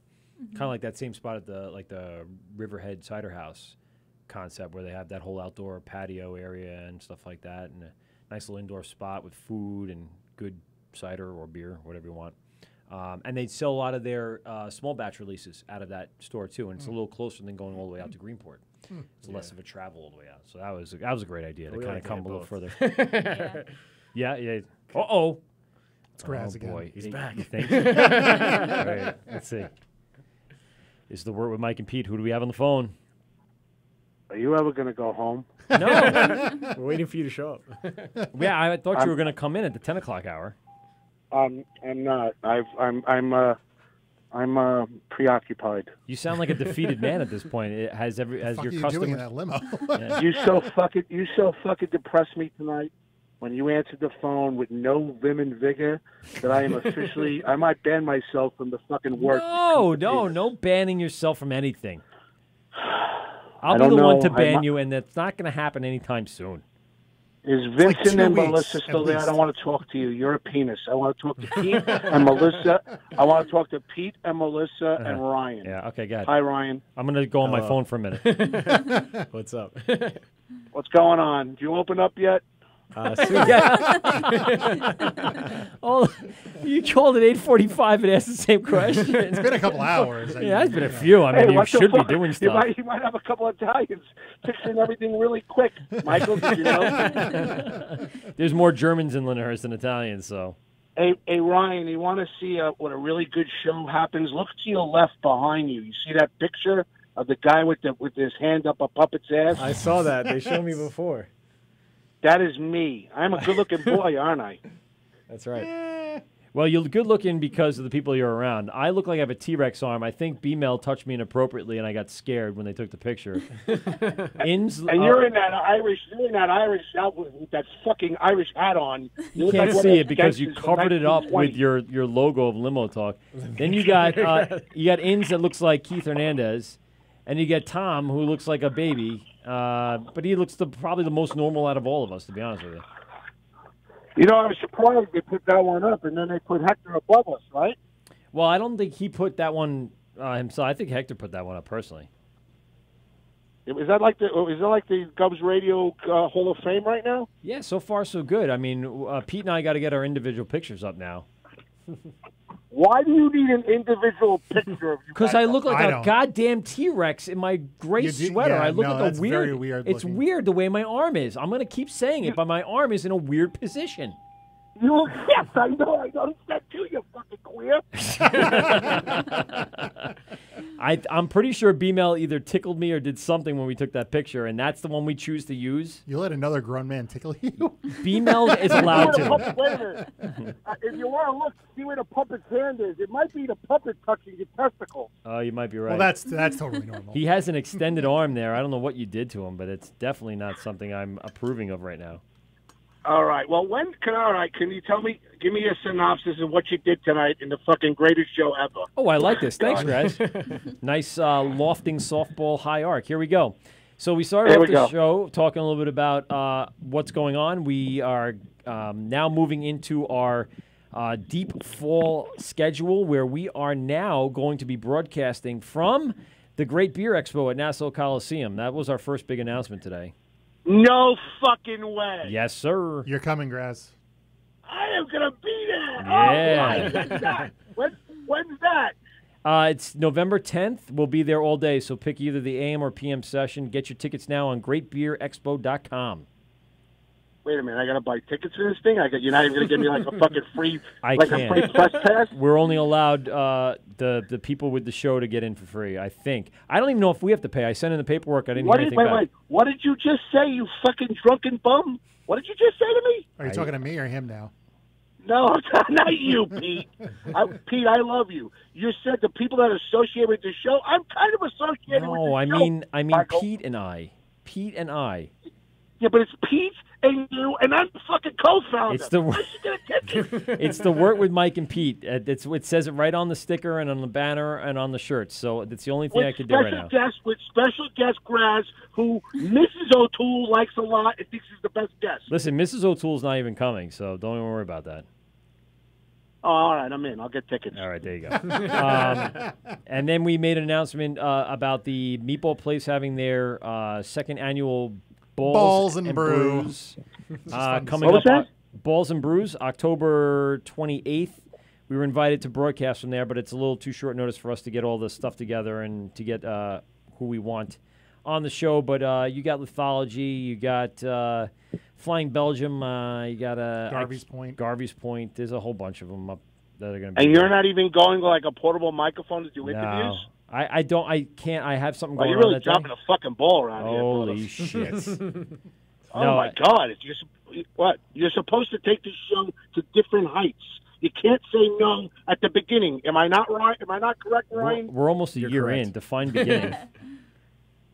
Well, you're only a year in. You're like a little pup right now, but everybody knows who you are. So correct? It's Flying Belgium, Garvey's Point, Coney Island, 1940s, Greenport, Montauk, and Lithology. That's who'll be there. October 28th. Proceeds going to charity. That's correct. From 12:30 to 4. Proceeds will go to the Boots on the Ground Foundation, honoring veterans or helping out people that served in our military. Don't dismiss me, Michael. I'm not. I'm trying to get the information out there because you asked I got for a it up recap. here. Profits from the door going to That Others May Live, which goes to the Air Force Rescue that operate out of Gabreski. Yes, correct. Yeah. See, that's why I got to tell you, that's good stuff that you guys are doing. And then I'm proud of you. Now I'm going to be serious for a minute. I'm proud of you, boys. And then the 50-50 raffles going to World War II veterans to send them to the National Museum. Yes, correct. Yeah, to send them down to D.C. to kind of see the entire spread. So then we introduced finally Ryan and Melissa into the show. 27A Brewing. How long were they sitting in there? And before you introduced 5 them, like to 10 40 minutes tops. Oh, please, 10 minutes Ryan, tops. you would have been on right away, Ryan, on my show. And you would have never gotten to all the stuff you need to talk about in order to have your show continue on. Go ahead. I'm sorry. Go. Not you now. I'm just saying. So then we spoke to them about the history of where they came from. And Ryan was a home brewer and moving into some of the local beer and malt enthusiasts and the LICME, something like that. LMB, whatever. It's one of those acronyms that just so long I forget. Anyway, keep drinking, Michael. Your vocabulary is getting better and better. Swear to God, I'm going to kill you. And then, we spoke about, their location here in Lindenhurst and how great the town is. And it's a up-and-coming town that's going to, hopefully, within a year, kind of rejuvenate itself and increase my home value so I can... I got to get out of this shithole. No, I love my house and I love my area. And I do love the school and I love everything about where I am. So I'm very happy that, they're contributing to that... the town that I want so bad, like a Babylon or like a Bayshore. Mike Nicolia lives over there, too. Mike Yes, Nicolia's he does, on 2nd Avenue, he says he's on. Yes, he is. Yep, he's right by my house. He's not too Okay, far away. so what we're going to do is, Nicolia already said that he's already texted me. I guess he's listening. Is Mike he? likes your show. Thanks, Mike. I don't know why. Because he likes try beer. To be nice to don't try to be nice to my people, okay? I didn't ask him to be on the show. I never try to steal your guests away. He won't go on your show. He's Yeah, he will. mine, not yours. Mm-hmm. All right. Oh, so Mike's going to be over there, and he mentioned he wants to go, that we all go to 27A in Lindenhurst when it opens up August 2019. That's correct. You pushed it back. So shortly after that whole interview, we took your phone call, which sounds pretty much like this phone call, and then we moved on past there talking about Ryan and Melissa's beer. We had a delicious Autumn milkshake. I'm sorry, the milkshake IPA, which was unbelievable. Brewed with vanilla and different kind of seasonal milk, sugar, some seasonal Is it spices. a 16-ounce can? Do you have one of those fucking, what do you think those things on there, bomber jacket on there? No. He's not canning yet. He's only dealing with kegging, and he brought in a growler of some of the stuff that he has on there. We talked a little bit about the WA Mead Works, which is a mead brewery, or is that what you call it? You call it a brewery still? Honey Is that One. A what? Honey One. Honey one? Oh, that sounds good. Honey wine. Honey wine. Oh, Yeah, okay. yeah, it's- yeah, but I mean, Oh, do you that call a sounds meadery good, a Ryan. Meadery. It's a meadery, right? Because when I say mead, it sounds like meat. Yeah, it's true. So everyone gets confused. So I just Yeah. say honey wine now. So if you remember, like, what's the meat? Wait, is a meat what they do in that Dilly Dilly commercial when everybody? Yeah, says exactly. Bud Light, the other That's guy right. wants a mead? think There you Renaissance go. Yeah, but I don't Fair. wanna When be you in a think fucking shackle. mead, you think But it's Renaissance better. Fair. Yeah. I Exactly. don't want to be in a shackle when I ask for it at the window. If you ever go up to Tuxedo, New York for the Renaissance Fair, that's what they serve in the bars is a lot of mead. Okay, so It's a we mead, talked. huh? Yeah, it's a honey wine, like Ryan said. So it's a sweeter wine, but then you can do stuff to it to bring down the sweetness and make it a little more bitter and all that other good stuff. And so we moved on to talk about again more stuff. We took a call from his buddy Kenny from Lindenhurst. Hi, Ken. No, Was he's Kenny not. good on the He's not on the radio? phone. No. He's not on the phone now. Kenny called in and, all right. Was talked he a good? little and embarrassed Kenny was Ryan good. as much as he could. He was a good phone call. He was very positive. He loves these two, and he thinks they're going to do great things, and we're all very proud of Are they married? Are they dating? Are they just like Engaged, intimately, correct? friends with benefits? engaged. Wait, what'd you say? Repeat. I missed I that. said friends with benefits. Yeah. Yeah, we've been friends with benefits for 10 years. Oh, wow. There you go. Listen, stay that way. Don't get fucking married. They take half, Ryan. He's going to take half of my shit. No, well, you wouldn't want to start it off? Get the fuck. What am I? Oh, He Graz. gets half now. Ryan, she'll have half the fucking bar. To be one half of her brewing process and your half, and you guys like fighting over your friends as they walk through the line. Like, dude, I don't want to get involved. She'll put a I wanna black be part of line it. right in the middle. Well, isn't that what they all do, right? They stomp out our fun, Graz. Yes. Well, good luck. I wish you guys good luck. I know you're opening soon, August 2019. But I would love to see. I think that you guys are going to go do great. And if you want to take your tap and put it on the third rail in Belmore, I promised. Who was the last gentleman? Secretog, right? Yes, Michael. Yes. Yeah. I promised Kevin. Secretog I would do it, and now I promise 27A I would do it. So that's two of them. I will keep my promise, Michael. And I know will you put will. them on there. I know you will. You're a man of your word, and you will. And By the way, yes. Michael, Mhm. I'm sorry, I don't mean to interrupt you. I know it's your show. Go ahead, you go. No. Okay? I was saying you're a man of your word. That's all. All right, what's next after? What was next after Kenny called and was hilarious and making fun of Ryan? Well, we went to break. We all peed a little bit, and then came back and tasted some of the beers. And like I said, we had the milkshake IPA. We switched over to a local to locals branded Imperial Stout from Greenport, and now we're on to the Kolsch style. And what was the official name? Oh, Constant Kolsch. Constant Kolsch, which is a much more brighter. It's a great way to end the I like tasting. it. Yeah, it's good. I was at the place in Farmingdale, Michael, the other Which night, one? Saturday night. There's We like started there. two What's dozen the of brew them. house? The brew house, right? Oh, you went to Black Forest? Black Forest. Okay. Holy Christ! They had a wheat ale and put fucking hair on my nipples. Are you sure you went to there Black already? Forest? Black Forest doesn't quite do all that. Dude, they had a wheat ale, a special wheat. I'm sorry, Ryan. I don't mean to take away from your thunder. No, it's but all they good. had a wheat Keep ale going. with like a 7.7. It was good shit, Mike. You gotta send me when you go to these places. Take pictures and send them to me. You got to be Why, my you're gonna- Nassau you're gonna- and Suffolk correspondent. That's your job. You're my correspondent in the field. You haven't put me on any of the fucking coming attractions. So what are you going to send me a nudie picture back? What are you talking about? I might. I want you to send me a kid. Listen, this would be a perfect. I'm telling you what Okay. a perfect logo for Yep. the work with Pete, Mike and Pete would be. Okay. The two of yous naked with fucking beer cans covering your genitals. Okay. I'll take that in under consideration. Pete would need two cans. Are you going to be would the need a photographer half. for this, Yeah. this photo set? I'm going to show up in a Speedo and take photos of you. Pete would need two cans, and you would need one of those half a can minis. Good one. Good one. You got it. I'll come with the 8 ounce, like the pineapple juice can. Pete would need a 16. Pete would need a fucking growler. He needs a bomber.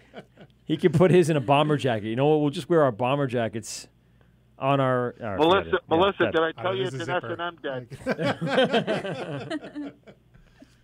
What do you want to say to All right, Melissa? Michael. Yes, I all hope right. I had a lot of fun with you guys tonight. Just let me know when you want, when we should meet up, and I'll bring you over to the third rail, and we'll start that whenever you'd like, Michael. Yeah, and we'll talk to the your buddy, and we'll see what we can set up. And once these guys are up and running and have their kegs going, I definitely want that as part of the program. It would be my honor to do anything for Pete, my favorite friend. Hey, Vin, what's your favorite baseball team? Who's Vin?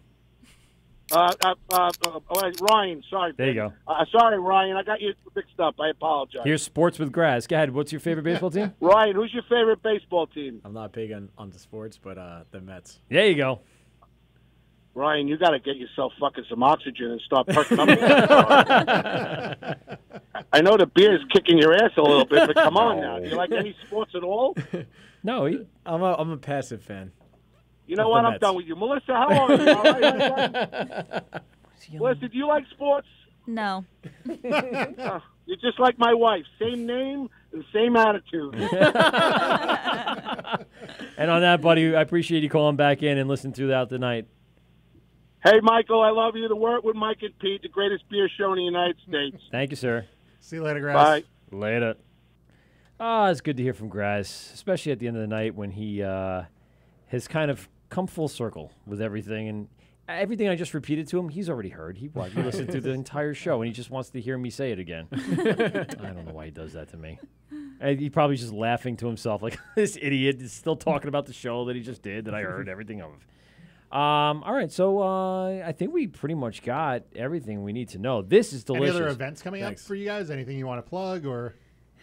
Do we have anything coming up? I don't think we do. Besides a date, obviously, that you're kind of really. That's what we're. That's the focus on now. Yeah. We kind of cleared our schedules to get the shit open. Yeah. Yeah. Good deal. Yeah. So that's pretty much it. So, you guys believe in angels or? No. Just kidding. Just Graz. There is no God. Yes. When we die, it's just all Graz. over. That's it. Oh, fucking Graz. All right. Well, this is The Wort with Mike and Pete. GovsRadio.com. Streaming live on our YouTube. This will be available to everybody tomorrow on YouTube, the video, on iTunes, the audio, on Laughable App, Hopped Up Network, and, of course, on rotation here at GovsRadio.com. We thank everybody for listening in throughout the night. We hope everybody had a great time, and we really thank Ryan, Melissa from 27A Brewing in our hometown. Fucking excited Lindy. to have our own brewery. Fucking finally. By the way, and I'll just. Oh my God! In the last second, this is The Wort with Mike and Pete. Who do we got? Oh, our first hang-up, you son of a bitch. Thanks for calling. They're probably listening as they do it. No, listen, we're going to wait 30 seconds. If you're listening right now, call back in. I want to hear from you. It might be somebody important. We're not sure. I told them to literally just wait till the end of the show to call in, and let's see if they can actually do it. So I'll wait 30 seconds, and then you can call in. We're not going to cut you off. Go ahead and call right back. Do it. Anyway, so let's run down our social media, right? The Wort, a podcast, spelled Wort, pronounced Wort, Instagram, Twitter, Facebook, Mike and Pete, search it out. Again, all of our replays will be up on our platforms. We will be live November 10th at the Great Beer Expo at Nassau Coliseum. We won't be streaming live. I don't think that's going to be possible, but we definitely will be recording live to tape and then putting out there pretty much the next day, doing some edits and making sure that it's a usable format. If nothing else, come visit us if you're listening right now at our tent. I don't know exactly where it's going to be. I guess within a week or so we'll post that, and when we find out where we're going to be at, I don't think the bathroom and the guy selling used car parts. He goes, oh wait. It's The Wort with Mike and Pete. Who do we got? Yes, Maureen Meehan. Hi, Rye. Hello. Is this your mom? This isn't my mom, yeah. no. I mean, she kind of is my second mom. Yeah, second mom. Okay. This is Kenny's mom. Oh, what a great. Did you try to call in before and then realize we were going to get off and then you hung up? Yes. Yeah, that's all right. That's why I waited for you. I wanted to make sure we got you on because it's great to have some phone calls in. So have you tried some of Ryan's beer from 27A? Yes, I did. And what's your favorite? The Candyman. Ooh. And so that yeah, of course, it's going to be for his son named. Do you call your own son Candyman? No, not really. No. Candyman, it's dinner time. What are you doing? Let's go. So do you live in Lindenhurst as well? Yes. All right. And so 28 years. Wow, holy shit. Sorry, I don't mean to curse. I apologize. I'm not being disrespectful, but that's. And so are you guys in the northern area or the southern area? In town, closer in town. Really? All right, good. Very good. And so what's your your establishment that you're going to visit lately? Have you been to Restoration? Have you been to some of the new bars and restaurants in town? No, just the German restaurant and the Italian restaurant. That's about it. It's good stuff. And what else? I'm sorry, I missed you there. And the Italian restaurant. I used to go to Sea Haven.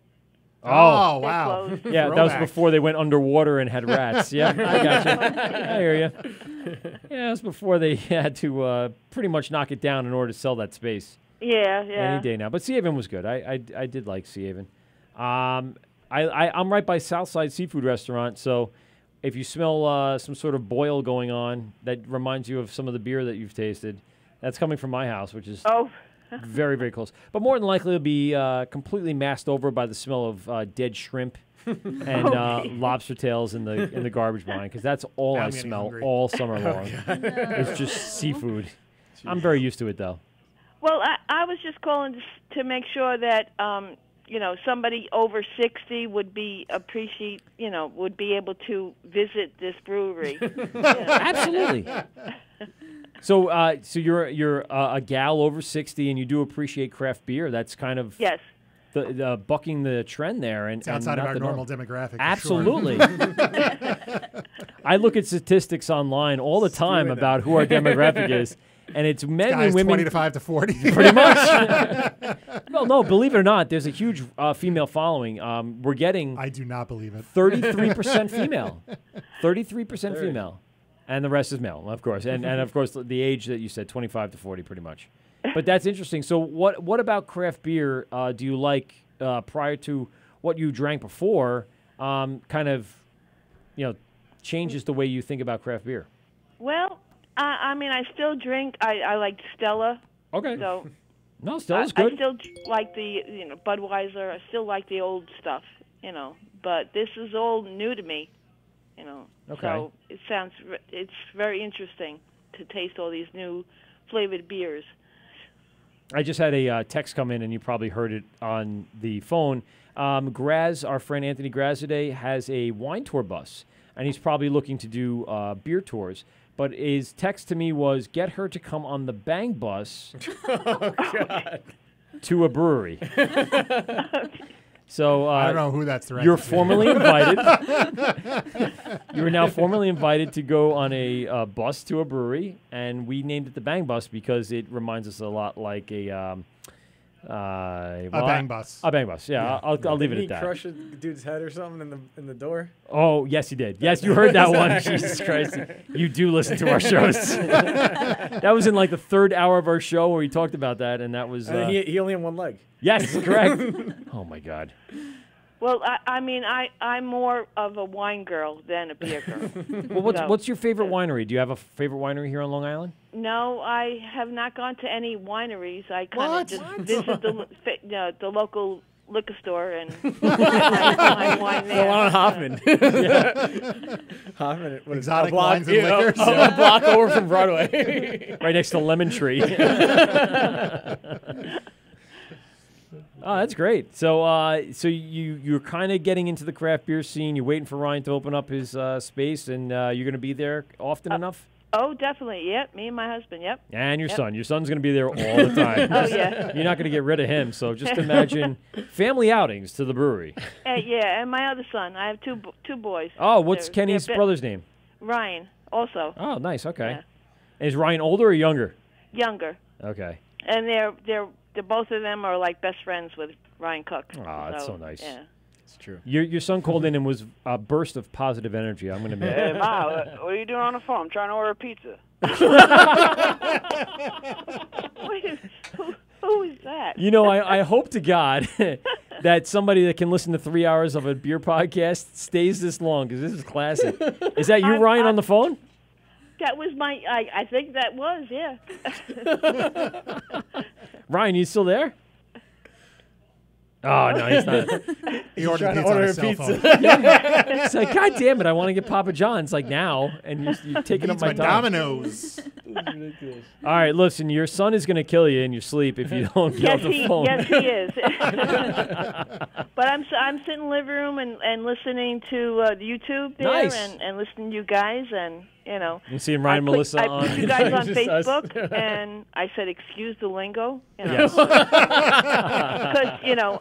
I have friends that are That's fine. of that age. I'll be honest, we really didn't curse as much as we usually do. We kept it fairly tame Well, tonight. you guys didn't, but your friend that called in. Not Who your the hell son. is he? Your son was rated G the entire time. It was my friend Anthony, our head, let's say, director of the station manager. There we go. He's full of the piss and vinegar, we'll say. So Sure is. that's the way he exudes himself, in a sense, to express how he feels on his daily basis, driving people around in limos. But on Facebook, on my Facebook, it's like now it's like we don't curse, Yeah. like you guys do. Yeah, it's a the different kids do, generation. It's a generational thing, Yep. I think. Yeah. I teach high school students, so you gotta hear the eloquent way these students put together curse words. It's pretty phenomenal nowadays. It's actually something to be proud of. You're like, wow. You said, I'm not going to repeat it. All right, I'm going to be nice. I'll be respectful. I was about to repeat one I heard today. I'm like, nah, I'll hold that one back. It's an off-air combo. Yes, exactly.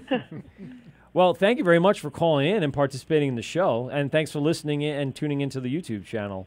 Well, I love these guys. I love Melissa and Ryan, and I hope the best for them. And I'm there for them. Awesome. Yeah. Well, tell everybody you know about the podcast and have them tune in and take a listen. And, of course, everyone's going to come out and support the brewery opening coming up, and hopefully not by August of 2019. The last day of fall. Which would be fine, because then you could still have that claim to fame. And we'll all be there. We're all going to be down there. You can come hang out with us, and we'll have a little fun. We won't bring Anthony. As much as he's fun to be around, trust me, he's a lot of fun to be around. Just in a sense of being respectful to the world, we'll just not bring him out for that one day. we need him to But come. then we'll bring him out again. No, then he'll rent out the place. Double chocolate stout. Yes, and we'll get a double chocolate stout for his. He's gonna call right back now. He's listening the whole time. Sure he is. I gotta stop. Anthony, I love you. 16-ounce cans. And listen, I'll help you rent out the place. All right, we'll get a party going. All right, and you can Okay, have I'll be happy to meet you. Awesome. Okay, And, thanks. so happy to be We'll part catch you of later. it. All right, have a good night. We appreciate you Okay. calling in. Thanks. Okay, good night. Good night. All right. Well, that was a great last phone call, to be honest. That was definitely worth the 30 seconds of waiting for just a moment. Ooh, and we're going to exit that. Okay, make sure she's What not about that still pizza? sitting. Yeah. Pizza's going to be, well, let's go. Let's go now. We can, Great idea. We can intercept that pizza on the way home. All right, we'll get back to our outro here. This is The Word with Mike and Pete. Let me just quickly review what we talked about, everything. And then we're on our social media. We can check out all of this on The Wort, a podcast. If you go on our Instagram, there's a link to all of our live feeds, to the Govs Radio site, to our iTunes, to our YouTube, to the Hopped Up Network, to the Laughable app. All of those links are there. Check those out. This should be up tomorrow, sometime in the afternoon, because I'm not going to wake up all that early for this. And you can listen back to the podcast anytime you want, in the car, on the phone, on the train, with your commute, anywhere. The only edits I do is pull out the music, because it's not worth listening to all the tracks that we put in there. But everything else will be there for you, and you can check that out. Again, we'll be at the Nassau Coliseum for the Great Beer Expo on November 10th, and we will be back in 2 weeks. Who do we have coming in, Pete? Harborhead.